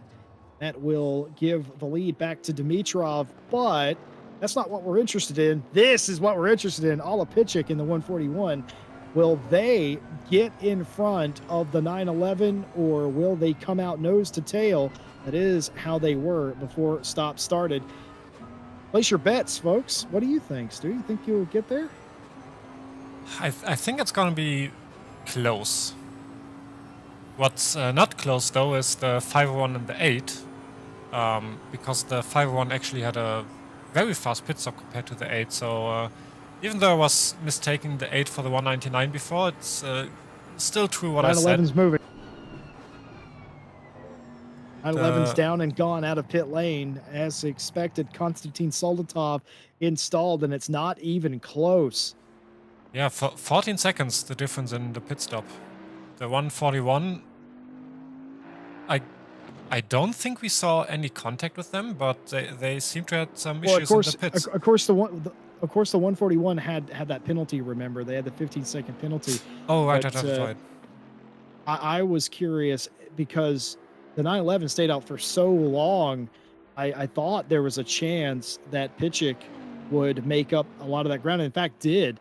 Of course, with the 15-second penalty, you would expect them to be 15 seconds behind, but they're not. They're just live timing. They're about 10 seconds behind them now. So they made up 5 of those seconds lost. 17. Oh, is it 17? Okay, the timer is... Yes, indeed. So it is 17 seconds. So they did lose time additionally, the 141 for pitting early. So the undercut, whatever you want to call it, did work for the 911. I do apologize. The timing was a little wonky on my end there. So they've gained time, and now Pitchik is in no man's land, but that's got to feel like job done for Ballas Ukraine, because they could have been 8th or 9th or someplace undesirable. To come out of here with a podium, even though their nearest championship rival is going to win the race. It's going to be minimal impact as this battle here, Darren Mulholland and Strapa. That was very close here. Mulholland looked like he was going for the move, but he didn't really feel confident that there was enough space. They also had a penalty, right? That's why they're so far down the grid at the moment. Oh, that wasn't Strapa. That was Mulholland in the 721. No, wait, that couldn't have been. So that was that Mulholland? That is Mulholland and Strapa. Sorry, it is dark, folks. You will have to give us a break. It is dark and it is very hard to tell. I'm judging who I'm looking at by the taillights. So that was Mulholland and Strapa. What I was confused about is Mulholland had gotten around the 271 at some point because they were ranked as 13 and now they're ranked as 12, but they are fighting to buy Strapa for 11th place. This, of course, right in front of them, in front of the train. This is Stevenson in the 102, looking back at Strapa, Mulholland, and the like. As Hawa in the 722 has somehow converted their pit stop into the lead in high silver. From the back of the grid to the lead in high silver. How have they done that? Yeah, that's what I want to know as well, because obviously we saw this Honda hit the wall, and they did have quite a bit of slower pit stop than the other teams, but it looks like that all the cars that are now behind them had even more damage, because most of the cars behind them were around 10 to 15 seconds slower in the pits. So I don't remember who said it in chat, but that seemed to have been very true, that the pit stops will change up the grid quite a lot because of all the damage that had to be repaired.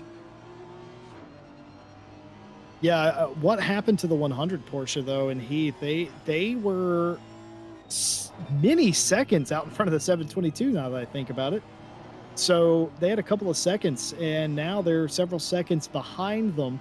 Either the 722 had the pit stop of their life, or maybe the 100 had some additional repairs, or perhaps, but if they did, it wasn't a lot. But even still, one way or another, the 722 leapfrogs into the lead. And you look at 16 cars and you go, oh, well, they only made up, what, 9 positions? No. They started 19th or 20th in this race, and now are into 7th overall in the lead in high silver. Now that's impressive stuff right there. Yeah, that's what we've been talking about at the start. It's just about having a clean race here and not having any contacts. And by the looks of it, they didn't have any contacts, or at least none that had to be repaired. As we're seeing the 271 here standing on the mountain. Let's see what happened to them. Going into sunset here, I guess they just... they hit the inside wall there. Oh, and it's just like a ping pong ball going down the mountain. Yeah, that's... luckily, there's not a lot of cars here. Otherwise, this would take them a lot of time to make this almost 3-point turn. And did this put them... Yeah, I think they lost 1 position here, which is quite lucky considering the impact they had. But yeah, 1 position lost. Do you think they will pit now, or will they do the same thing as the other cars did and just live with it? I don't know. I mean, just commenting on that accident, it happens to everybody. You crash over Skyline and you wreck into the S's, and somehow you make your way all the way to the Dipper. And that's what that happens. You just keep ricocheting off the walls, and you end up in a completely different section of the track. Significant damage, and it's going to be all about how that car feels. If you just hit it on the side or the back, or maybe okay, but if you bent something in the steering, then it's going to be completely frustrating and unlivable for the next 47 minutes. So that point, it becomes, do you want to deal with it? And the 271 has decided, no, Theobald, we're not going to live with it. we are going to repair the car. And it was looking so good for the 721 at one point in this race. Well, it has completely unraveled and come undone. For the 95, Brian Scheckerman, who's in the car now, who's in our chat earlier, saying that they were just frustrated by this race. They just didn't have it this week. Well, now all of a sudden, they're not last in their class. They're in 4th place. And like we said, don't make mistakes. You get rewarded. And that's exactly what's happened to the 95. They may have not had a great day, but it has ended up being really good. I tell you what was crazy. That move by, was that the Honda? Was that the 102? Yeah, that was the Honda, yeah. Well, Strappa took excellent avoidant action. So did Stevenson in the 102. Contact there. By the way, Stevenson's teammate in chat saying that all the tires on that car were flat spotted. On what, the 782? On the 102. Oh, on the 102. Oh yeah, I mean, that was probably from the impact we saw, right? Because they, if I remember correctly, they had a spin. So that would explain why they were rather slow on the mountain than just fast on the straights, because on the straights the flat spots don't have that much of an impact. Just reading chat, there's a little back and forth going on about the 100 earlier, and all that back and forth, and the 100's not even the leader. Also, hello everybody. Driver 1 from the Bentley 837. Hello to you as well. Wolf Matushka joins us. Hello, Wolf. Hope you're doing well. And of course, Solberg mentioned that every tire on the Honda was flat spotted. And yeah, I can definitely see how that could be a detriment at certain points and a bit frustrating, calling it rough. But all that said, hanging on to 4th place is the silver class. So Hawa is driving away. Something has happened to the 107. Either they just don't have the pace, Dusan Slizik doesn't have the pace, or something has happened, because the 722 now is in front of Slizik. Actually, no, excuse me, the 107's coming through the field, I've just noticed, in the 107. So nothing's happened to them except that they've been gaining positions. Yeah, I was thinking about that as well. I wasn't sure anymore if the 107 had an accident or something and came from the front of the field, or if they were just catching up. But yeah, it looks like they're just a slight bit faster than the number 100 here, and are just catching up. And we see the 102 again off the track. Honda is such a tricky car, Stewie. I've tried to drive it a few times. It's not great. It's not. Ooh, the inside curve. You have to be. You just have to be really careful with it, and it doesn't take kindly to sort of a lot of driving conditions. You almost have to drive it like the Porsche. You have to respect it, and when it bites really hard, and I think that's what's going on with the 102 here.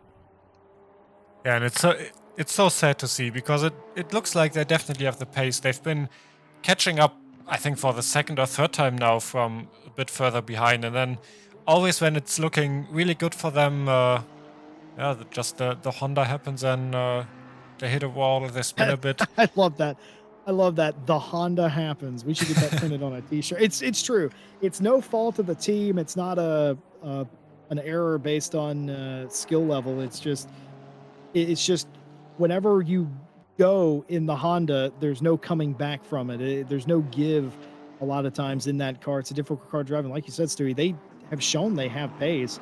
It's just Honda things. And we have two things here. The number 100 in the wall, and this the 180. Second place in high silver. He does the same thing we saw earlier, hitting the wall, coming down to the S's. It ends up into the dipper.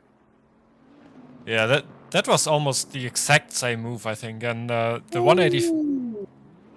Yeah, he's not that lucky with the traffic here, having to wait a bit longer. And the 185 that I switched to just before, they also had an accident, because I was just about to go to the replay of the 185 because they were also yellow on the track, and then I saw the 100. So both the 100 and the 185, a bit unfortunate there on the mountain, both having a crash.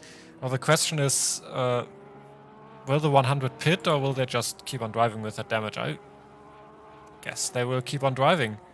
And I'm pretty sure the 185 will catch up to them now. Well, the 185, who was leading the first stint, got that penalty for the early incident. We were wondering what that would do to their day if they could potentially get back to second. It'd still be bittersweet, mind you, but it wouldn't be too bad. As we're going to take a look at the 185, we don't know sometimes in ACC if that's been repaired or not, because sometimes the graphics do not represent the state of the car. But it looks like it's flapping around. It could very well be, or it could not be. I mean, it's hard to really tell, but considering you think they've had an incident, I feel it's more probable that they've had one. Yep. Ooh, and that's the 100 again. Oh, it's going to be contact. The 100, Kirk wrecks and gets Tommaso Strappa in it. It's the first multi-car incident on the mountain that we've seen tonight. We've seen several one-car accidents. But for the very first time, we show you what happens when you make a mistake on the mountain. Kirk Heath, mind you, had already crashed a lap ago, just did not have the turn in, maybe released the brakes there, but it's also so very difficult to get out of the way, and contact there. Second and third and high silver crash together, and that is not what you wanted to see between podium contenders. Yeah, and really unfortunate for the 185 there. I'm not quite sure if they were maybe a bit too close or maybe a bit too fast, but yeah, just clipped the 100 there, and yeah, that's not helping their already damaged-looking car. And now look who's back. Well, we know it's damaged now. Yeah, it's definitely now, and the 100, the 100. No, wait, confused. The 102 coming back here and getting another position, and is now actually back in P3. What is the silver field, Jesse? There's crashes, there's contacts, there's overtakes. It feels like the first three positions are just changing every other lap. It's crazy. It's musical chairs, and it's music to the 722's ears. Awa out front, and here is the 185 pitting to repair the damage that they got from the contact for the 100. Maybe have been an incident before that, and here comes the 100 speeding into the pit lane as well. This is going to have championship implications. The 185 and the 100 in. Is the 95 close enough to gain? Yes, they are coming across the line now. Scheckerman in the 100 is going to be promoted all the way to third in high silver, a car that was running dead last, not in class, not only in class, but in the race. And the 95 will come through, and has done, thundering up the mountain straight to take third in high silver. Like you said, what is this high silver race? It's musical chairs, and it is the thrill of agony and the victory, the thrill of victory and the agony of defeat all over again. Yeah, and the stewards just informed me that the contact between the 100 and the 185 was the 100 was just slightly rolling forwards from the wall, so yeah, that's what led to that. Stewards won't like fortunate that. Contact. The stewards won't like that. They won't like that indeed. And So yeah, if you haven't heard us talk about the stewards at all, that's because for the past 35 minutes, we haven't had a single penalty. We actually have we still don't have a penalty, but racing incident, minor contact between the 782 and the 185. So I think that's the contact you were talking about, Stewie. That's this one here. Actually, we're going to look at it here. Minor contact. This was earlier in the race, about 4 or 5 laps ago. A little bit of argy-bargy there.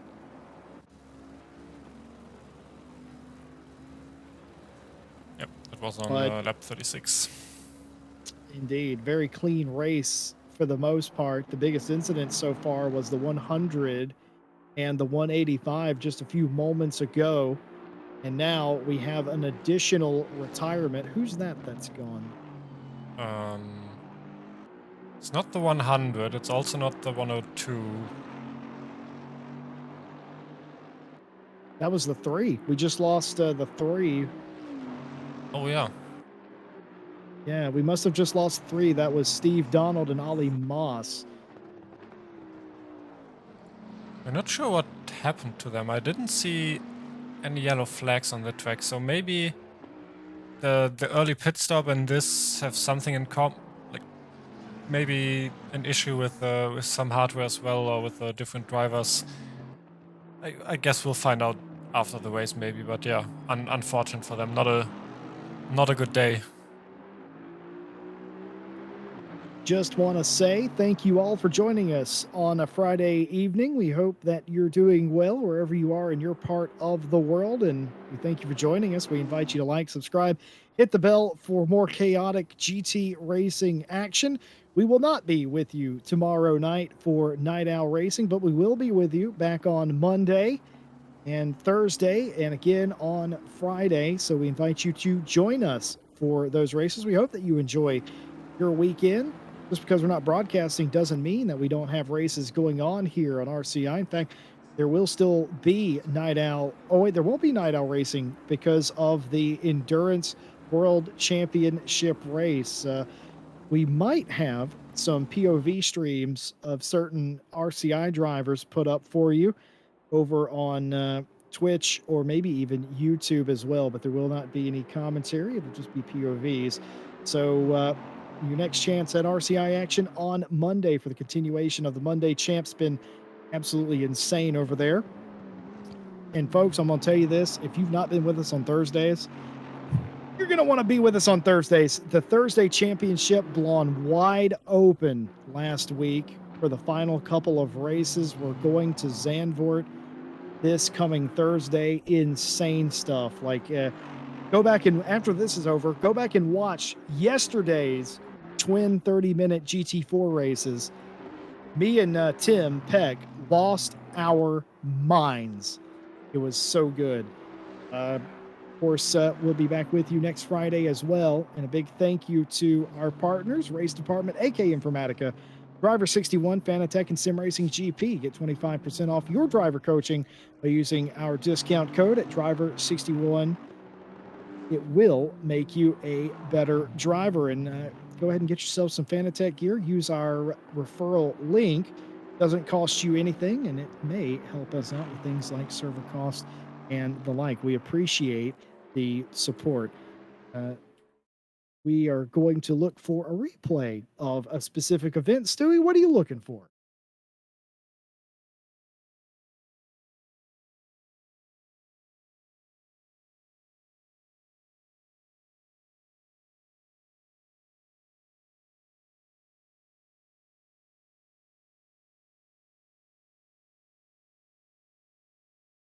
Trying to find a contact here. Sometimes it's not as easy as punching up an incident. Sometimes you got to look for them. Stewie's really good at that. This is the part of the show where I vamp for a minute while he pulls it up. Of course, big hand to you, Stewie. You're not only doing the commentary today, you're doing the cameras as you often do. It's nice for them to be able to hear you. This is twice in just about a week that you've done commentary here on RCI TV. We appreciate you filling in, and we appreciate your camera work. Have we found it now?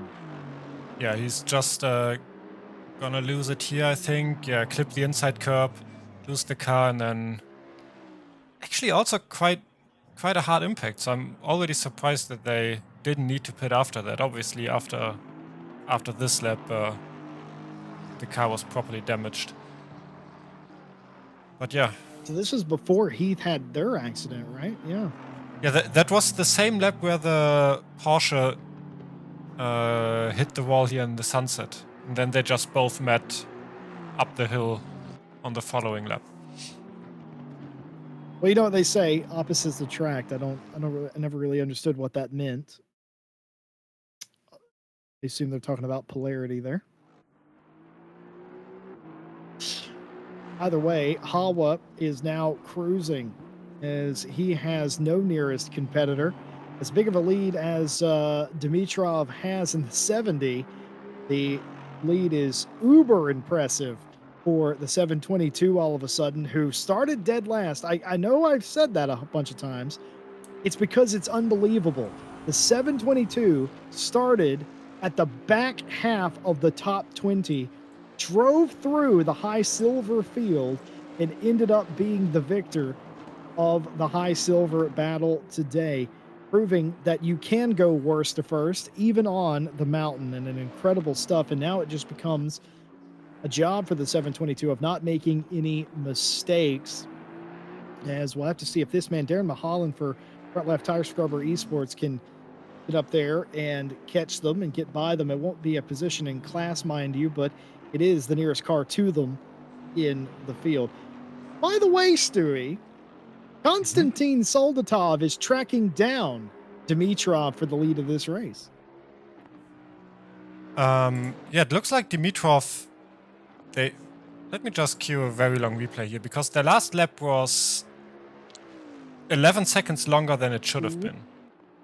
Every time they go close to that wall there at Mallory or whatever park that is, it's and they actually entered the pits just now. So I do 70? believe they had an yes, the 70. Well, we're going to see here the 70 in the pits. This is going to change the leader of the race. But I do believe it was the lap before, because if we look at the hood, it's already a bit damaged. So we'll take a look on that lap in a minute. Something I also wanted to mention, Darren Mulholland in the 782, we saw him pass the 722 in the chase a few minutes ago, so they must have had something happen to them as well, because now they're back a few seconds already. And then just about closing in on the end of this replay, and then gonna have a look what happened to the 70. Because clearly they did have an impact which needed to be repaired, and it was quite a lot they had to repair. And are they still P2? It's just... Okay, so they only lost P1, but yeah, 30 minutes before the end, that's really unfortunate. Well, I will have a look at what happened to them. By the way, I figured out that the 3, we did lose Ollie Moss in the Volante Racing Academy number 3 car, but that wasn't the car that we most recently lost. The car we most recently lost was the 199. So, yeah, is he? I didn't see him in the list just now. Okay, I'm incorrect. Then my original assumption was right, that we lost the 3. I didn't see the 199 just now, so I do apologize to that team. I must have made a mistake there, or I did make. Oh yeah, there it is. You definitely have GoProv in the car. I do apologize. So yeah, the number 3 was the most recent retirement, and we do have a clip here of the incidents. This is Vanko Dimitrov, who was the leader of the race, just gets into the curb there a little bit, unsettles the car, in solid contact. That's before you get to Skyline. That's in one of the park corners. Uh,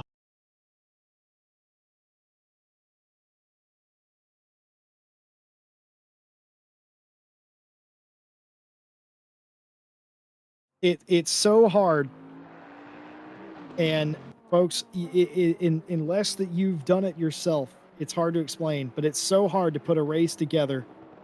You can be in the driver's seat quite literally and figuratively. You can control a race, and it can all come undone in an instant. You had to go 2 hours here today, perfect, to guarantee a victory. And the 70 only made it 90 minutes. They've been down pit lane, they've repaired the damage, but they're in 4th. Konstantin Soldatov is your leader in the 911. And here we see the 782 basically do the same move they did, let's say, 8 minutes ago, before something must have happened to them. And they're back in P8 now. Yeah, you'll notice Hawa didn't fight him there. He got caught. He may have even let off the throttle because he was so far to the inside. It was almost like he was waving him by, and why not? You got a massive lead if you're Hawa. There's no reason to fight a car that doesn't give you points. So Mahalan back into 8th place. Soldatov, Pitchik, Sizek, your top 3. The 501 was in no man's land all race, and now finds themselves on the podium. And think about for Balas Ukraine. Think about this. They went from losing 20 points in their championship lead to growing it now. Yeah, but I don't think it's over yet, because the 70 did pit to repair the damage, and if we judge by the times they did before the crash, I'm pretty confident they will catch up with the 501 and maybe even have the chance to pass them and at least get back on the podium here. Just reading the chat here, Nicholas Keller says, car 271 here, bad judgment for me, resulting in a takeout of car 102, and then a very bad start for our second stint. Well, we're trying our best. Keller, that's all we ever ask. Ivan earlier asked me not to jinx it. Too late, buddy. Already did. Solberg actually, I like the sportsmanship between Solberg and Keller here. Solberg consoling Nicholas Keller, saying it happens. It does indeed. Ivan says that number 70, when they crashed, that was a classic Benella on the mountain. You are correct. It can happen to anyone at any time. And if I'm Konstantin Soldatov and in the 100 or the 911 team, I'm probably trying to avoid walls as much as I can here.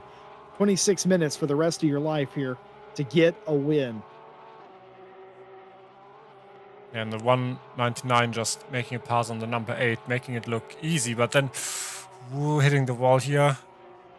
Looking very unstable over the mountain, but they seem to be a bit fast on the number 8. So from starting on P1, having a crash in the first lap and now working their way slowly back up, I don't think they will be able to catch up to the 501 as well, because the 501 has been driving away from the number 8 for the past 30 minutes. But at least they're back in the top 5, so yeah, just gaining a bit of the points they kind of lost at the start there. And yeah, now just building a gap to the number 8 Porsche. Well, if you remember earlier when the 100 crashed and collected the 185, we wondered if the stewards would take offense to the 100 not holding brakes. Well, they have. 5-second penalty for car 100, losing it in turn 4 and not holding the brakes, potentially causing avoidable contact with the 185. Holding the brakes. Now, every head steward's different, Stewie, but there's some that are sticklers for holding brakes in an accident, being predictable. Others judge that less harshly. But either way, it's safe to agree it is the best course of action if you are experiencing a crash. Hold the brakes, be predictable, because when you don't, nobody knows where you're going. So 5 seconds insult to injury for what could have been your race winner at one point, all the way down in 13th place, as we've had an additional retirement tonight, and I don't know what car that was, but we have had an additional retirement. I think that was a car in front that was a leader! That was a leader! That was a 722! That was the leader of High Silver! Oh, yeah. And they've just popped back up on the screen for some reason. They're in pit lane. That's why. The leader of the race, Hawa, has disconnected from the race in the 722, handing the lead to the 102 Honda. What is happening? If you would have told me that the 102 would be in the lead 23 minutes before the end of the race, after seeing them off the track multiple times, I would have told you you're absolutely crazy. But yeah, 722. They did have a problem with the connection at the start of the race or during the qualifying, and it seems like it has caught back up to them. And how unfortunate is that? So close before the end of the race to just have a disconnect and now essentially be out of the top 3. Stewie, they had a 20-plus second lead. They were cruising. They were letting cars that they're not fighting go. They were doing everything right. We talked so much. We talked all night about how the mountain doesn't care who you are or how good or how bad you're doing. It can bite back. And it happened again. What extraordinary turn of events have happened here? The 70 led more than 3/4 of this race, had a crash back to fourth. The 185 was leading, got a penalty. We thought the 100 was going to be the leader. They got jumped by the car that started last, the 722. The 722 disconnects, and the 102, who also was last in their class at one point, the Honda, who was most recently into the wall from a self-spin, is leading in high silver. The 95, who spent a large portion of this race, last in high silver, second step on the podium. I'll say it again. Huge championship implications. Yeah, and I said it before, the silver class today is just all over the place. It's so unpredictable what's happening as we're watching the fight between the 95 and the 185, who before were fighting for P3 and suddenly they're fighting for P2. So maybe Stropper here just got a bit more motivation to get by the 95. It's a few more points, and now on the straight we see the Porsche with the lack of the speed, but I think the Aston just lifted a bit off here because he didn't want to go too wide into the chase, and we see the 100 yellow on the track again. And it looks like very similar to the incident that happened earlier where they just hit a wall on the entry. Nope, it's just the braking with the Porsche very sensitive to the balance changes of the car. If you just steer a bit too much while braking into the sunset here, the rear just comes around, and then essentially you're just a passenger in the car going down the hill. All you can do is hold the brakes and hope that the walls are a bit further away than they look. And unfortunately for them, they did hit the wall. So that I think there's still P4 here. Yeah, the gap to the 271 is just too big, but obviously close before the end, you just want to finish the race now. And what I also noticed, the 70, I was talking earlier about the 70 probably catching up to the 501. I don't know if it's maybe a bit of respect or like the confidence going a bit down after the crash they had on the mountain, but they're lapping considerably slower than they were before, so I'm not that sure anymore if they will actually catch the 501. It's not looking good. They've not made a ton of headway, but it is still possible. 4 seconds, the gap. Truls Solberg, part of the 102 team, says, we in the 102 never give up. Kids, if you're watching this for some reason, you don't have nothing better to do with your evening, but if you're watching this, folks of any generation, let this be a lesson to all of you. You don't give up. You don't retire. You do not take a break, because you do not know. You can come from last to win a race without having to do anything. A race of any kind is as much about you as it is anyone else. And as long as you never give up, folks, you still have a chance. And the 102 Honda is showing us that. Wolf Motorsports says it's not over until the flag drops. Anything can happen. Right, you are. Wow. Incredible stuff here today. I was going to say, Stewie, by the way, that it's funny. The 70 was, I hyped it up. The 70 was going to be our first repeat class winner this season. Well, they crashed. And I was like, oh, the 722 is leading in high silver. They're going to be our first repeat winner. A lot of people may forget that the 722 won a race earlier. And I was like, oh, the 722 is going to do it. Nope. Folks, as it stands, we would still, if we finish like this, and 18 minutes is a long way to the barn, but if we finish like this, we would still not have a repeat winner in Season 2 of the Friday Endurance Championship. And just imagine how crazy this race would have been if all the Axel Renwelton teams would have been here today. Yeah, it's a shame. I'm curious to know,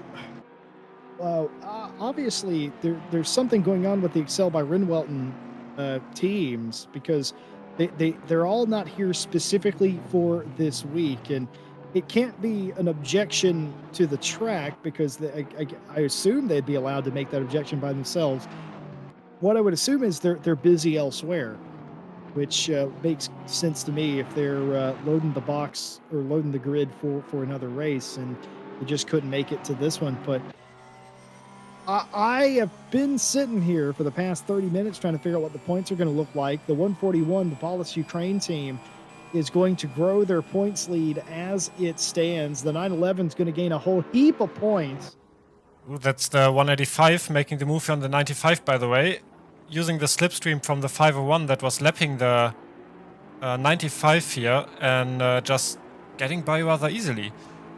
And also, the 501 being held up over the mountain actually gained the 73 seconds just in this lap. So I guess I shouldn't have said anything before.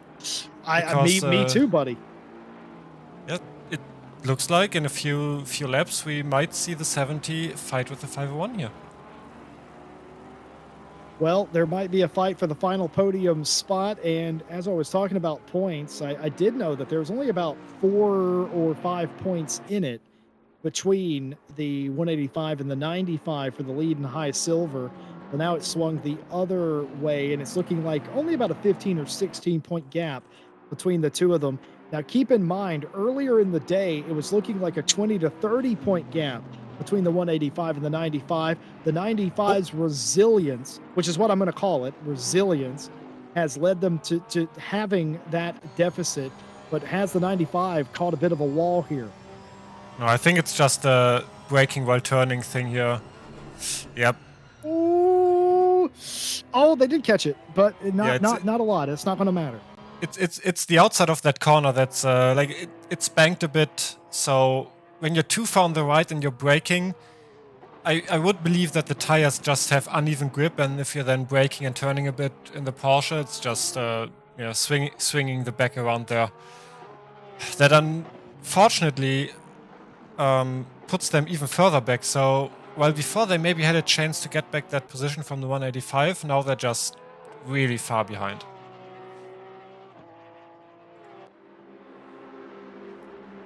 And the 70 has already... Oh no, that's my bad, that's just a back marker here. But they got by rather cleanly, and they're still only 1 second behind the 501 here. And I don't think they want to waste a lot of time fighting with them, coming from P1 and now trying to get their points back, as you were talking about the championship points before. Oh boy. For those of you that have made it to the final 15 minutes of this race, despite the fact that the grid was smaller and despite the fact that we've had several retirements, among the highest amount of retirements for any race that we've done in this series this season. First of all, you're awesome. Go ahead and congratulate yourselves there. And boy, are you glad that you stayed here, because how insane has the last 15 minutes been? Just this whole race, we came in saying that anything was possible, and truly it has been. If anything could go wrong, it has gone wrong, and that's why if I am the 911, if I am the 102 leading in my classes, I'm not comfortable. I can't think of a single time I've ever raced here where I was truly comfortable. I always knew something could happen. Speaking of things happening, the 107 in the pit lane, again, unscheduled stop. Have they had an incident? Looks like a bit of damage in the back maybe, but 13 minutes before the end is a bit too early to have underfueled the car, so I didn't notice any yellow flags on the track here, but it could have been an accident. Yeah, the lap time looks a bit too long to be just underfueled. Robbie Hawa in chat confirming our worst fears. We're out again due to disconnection. Same thing that happened in quali, caused us to start last. From the back to the front to the back again, Hawa, the team fought hard. There's nothing they could do about that. And most of the time, Stewie, those are the ones that are the hardest to take because there's just nothing you could have done different. Yeah, you're right. These are always the most, most demoralizing races. If it's nothing you actively done, like a driving mistake or maybe something you did wrong in the setup. Yeah, if it's down to, let's say, third-party issues, then yeah, it's not fun. Well, I'm assuming the 722 will be back, and they will be stronger than ever. And a bit frustrated at whatever's causing that issue, obviously for Hollis' teammate. But other than that, who's to say they don't come back next week and they win the race and they prove that? No, don't say it. Don't say it now. You know what happens. I'm just saying, next week everything could be completely different for a team like that. They certainly have shown to us today that they could win, and they could win big from what seemed like an insurmountable task. They rose to the top, and they will certainly do it again, Hawa. We hope that you guys will be with us next week, and we hope to see you back in the lead. And contact here, the 102 contact. Was that contact, or did that just line up? No, no. That was a contact. That was the 141 that just tapped the 102. No! Oh no! The stewards are not going to like that. Again, I'm not a steward. I'm a broadcaster today, but I'm pretty sure that's going to be a penalty. You can't overtake and make contact with a lap car like that. Yeah, it looked like the Honda wanted to lift off before the straight because, if the Honda is not lifting... Oh, that's a good point. That's a good point. The stewards will look at that, and if they determine the 102 lifted and caused that, that'll be game on. But, my goodness. I'm pretty sure that's going to be ruled as a racing incident. The 102 wanted to lift before the straight.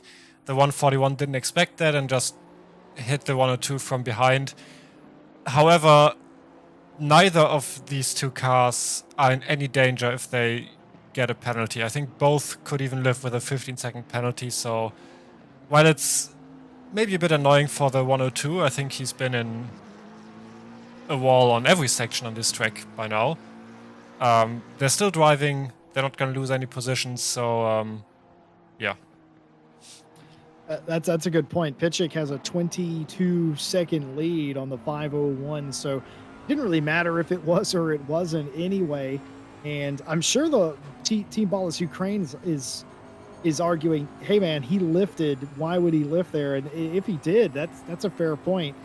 And it's not gonna help the 102. The 102 is like, man, I gave you a lane and everything, and you still hit me. But that is racing, isn't it? It's definitely the back and forth. Soldatov, we mentioned that the 141 was catching the 911. That hasn't been the case for some time now. The gap had gone out just a little bit. It was as close as 6 seconds. It's 8.5, though. It was 9 seconds a moment ago. So maybe coming back a little bit, but he would need to chew in. Pitchick would need to chew in a Soldatov's lead at, well, just around a second a lap if he wanted to do anything about that. But either way, a scary moment for the 141 and the 102. Held my breath there. But like you said, even if the 141 got a penalty, it would not matter with the 22-second gap. We are riding on the splitter of Dimitrov here. The previous leader of the race led 90 minutes in the Volante Racing Bentley. Took the lead on the start, never looked back. Has had issues since, went into the wall, but now trying to get back on the podium. That's Sizek in the 501 Ferrari. This is for third, and I reckon if Dimitrov plays his cards right, he might be on for it. Yeah, I think they have, 4 laps left, maybe 5. And I expect the 70 to try it at every possible corner that he can do. So he's a bit too far away this lap to make a move here, but we saw last lap he caught up almost half a second over the mountain and then kept behind him on the straight. So if we're not going to see a move in the chase, then probably next lap in the second corner, and that was just the 95 having an off track here in the first corner. Oh, just taking a bit too much curb on the inside, hitting a wall again. Oh, Scheckerman was in chat earlier saying how they were struggling with the car at this track, specifically this track, and I'm starting to wonder if maybe they just didn't have pace, but maybe they are. Luckily, that doesn't drop them another position. Their nearest competitor for third is way behind them and also has a 5-second penalty to boot. So realistically, it doesn't hurt them at all. But I think Brian Scheckerman was telling us the truth. That car just struggling here a little bit, uncharacteristic of the 95, but if it ends up like this, it won't hurt them that much in the championship. It's still championship on in high silver. And that is very close from the Bentley behind. It's not quite close enough. Maybe one tenths too far behind, but he is close enough to maybe scare the 501 a bit. And we're gonna have to see if the 70 here can have a good exit out of the first corner. You can see that he has the pace over the mountain. He's coming dangerously close there in the downhill section, and the last turn here looking very good. He's around 2 to 3 tenths behind. That's usually enough to catch the car ahead. Now, if he gets a good exit here, let's see. Not too bad, but the Ferrari also had a good one, so I don't think it will be enough to actually make the move, but he will get very close again, and then it's, yeah, I guess essentially this for the next 3 or 4 laps. What Titchik is catching Soldatov, but he's just not quite quick enough. He's catching him by a large amount, but it's not quite where he needs it to be. It was 8.5. It's 7.4 now as they trip the laser beam in sector 1. We'll see what it is in the next sector, but he is catching the 141. Oh no! But the stewards have assigned a penalty, and we know what this is about. 5-second penalty for car 141 for touching the back of 102 during lapping, causing the 102 to make minor contact with the wall. So the stewards have determined that, because they have all the inputs, Stewie, I'm forced to assume that they have determined that the 102 didn't do anything that would cause that contact, or at least you would assume that. Yeah, most likely. And also the 95 going into the pits now, so they will actually lose P3 and probably even P4 here. I guess they determined the damage they had on the car was just too much to keep on driving even for the last 5 minutes. So they're going in for the repairs. The 70 here not having a great exit this lap again. And the time is running out for them. They are close behind, but they don't have a lot of time left. Pitchik now losing time there, and also the 5-second penalty. It doesn't really matter too much for either the 102 or the 141. They were never really in danger of losing their spots. You hate it for the 95, who's still sitting there in the pit lane. You hate that they could have made a bad day into a really good day with the podium. Well, they will drop more points. The points table they'll be separated by just about 20 points going into the final few rounds of the championship, the final 3, I'm pretty sure. So you hate that, but still, it could have been worse for the 95. It could have been a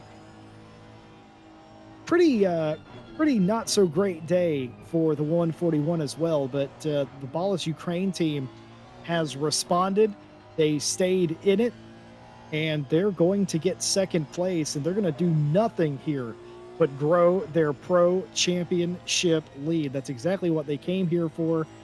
In any day, they're not going to get the win, but it will matter very little to them. They're growing the championship lead.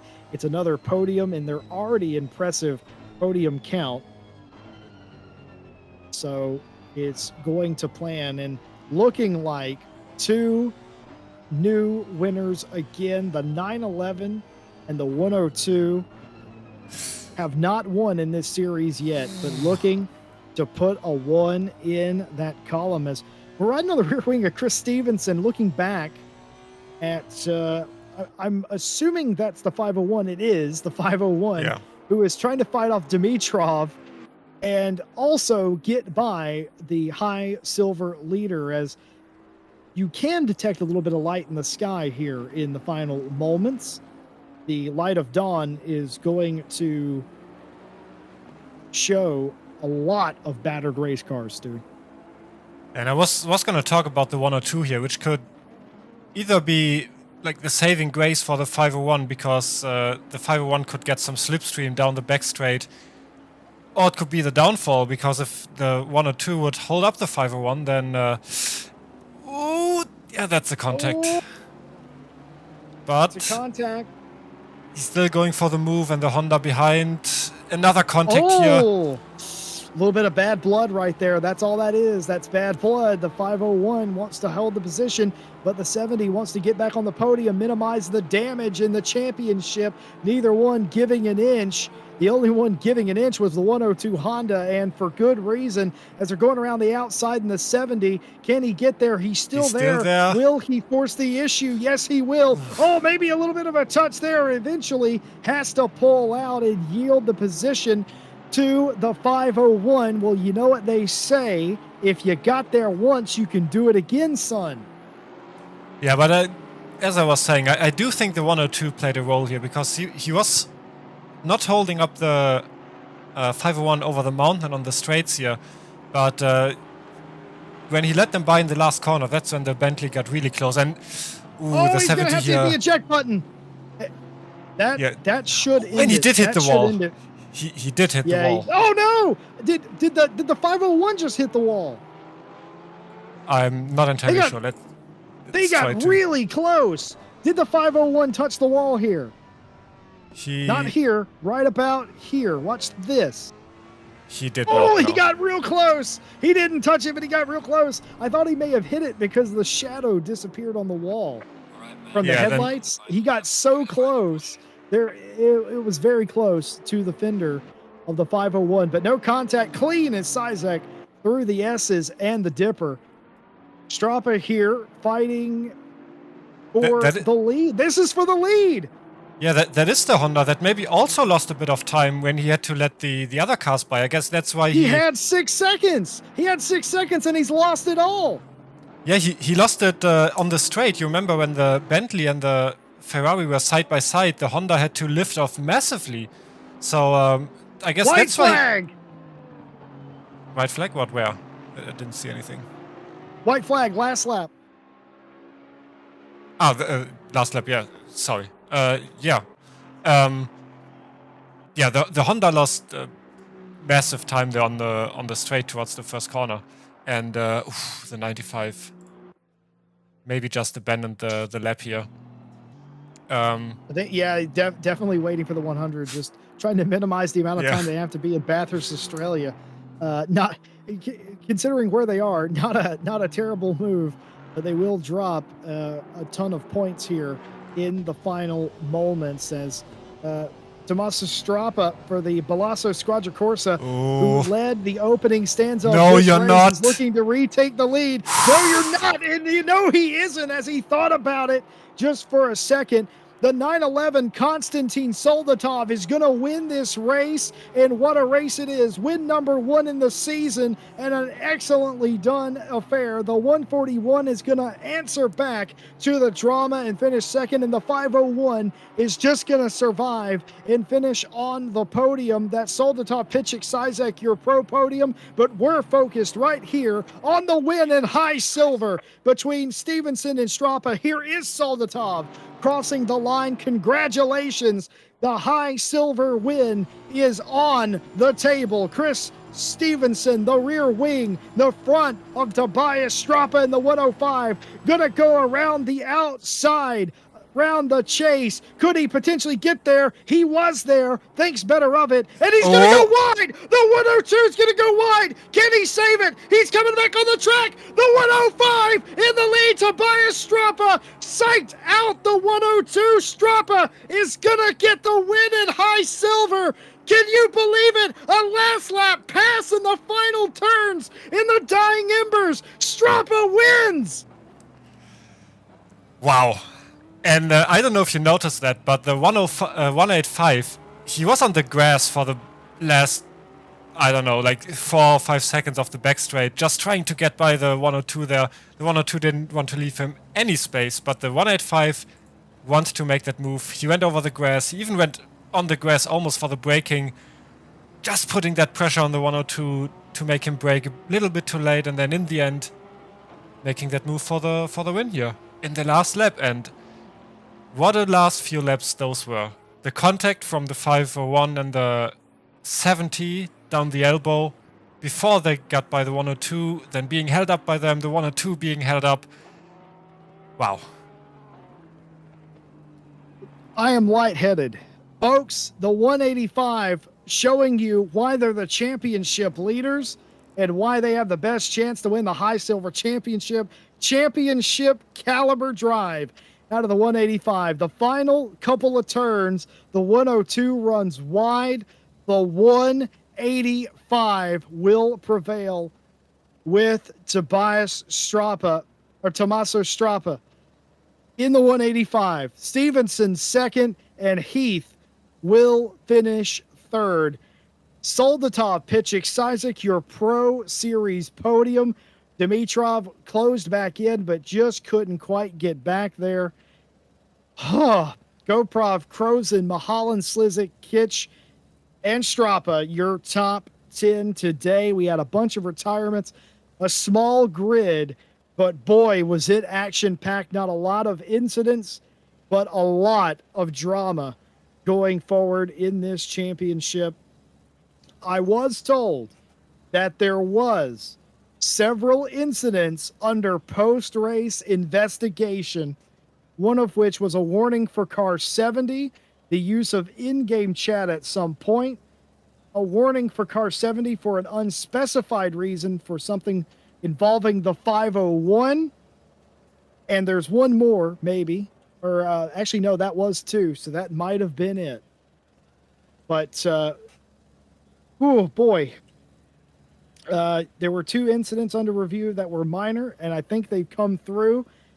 We will say the results are official, but pending any post-race penalties. Stewie, what happened here tonight?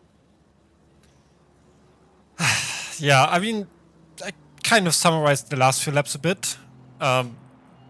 We barely got to, let's say, analyzing it during the laps, because as soon as we started talking about it, something else happened, like the 185 trying to make an overtake on the mountain in the corners. And yeah, I mean, we saw a lot of accidents, but not a lot of accidents that involved two cars. So the mountain did claim a lot of these teams here. One of which was the 70, obviously, who, yeah, you said it before, was leading for 3/4 of the race, and then unfortunately didn't get to end up in P3 again, but still P4 with that crash. That's good. A lot of drama, a lot of surprising position changes, especially in the silver field. I think we expected an interesting race, and we got way more than that. Folks, if that doesn't deserve a like, subscribe, I don't know what will. Please like, subscribe for more insane last lap passes. It happens all the time here at RCI, apparently.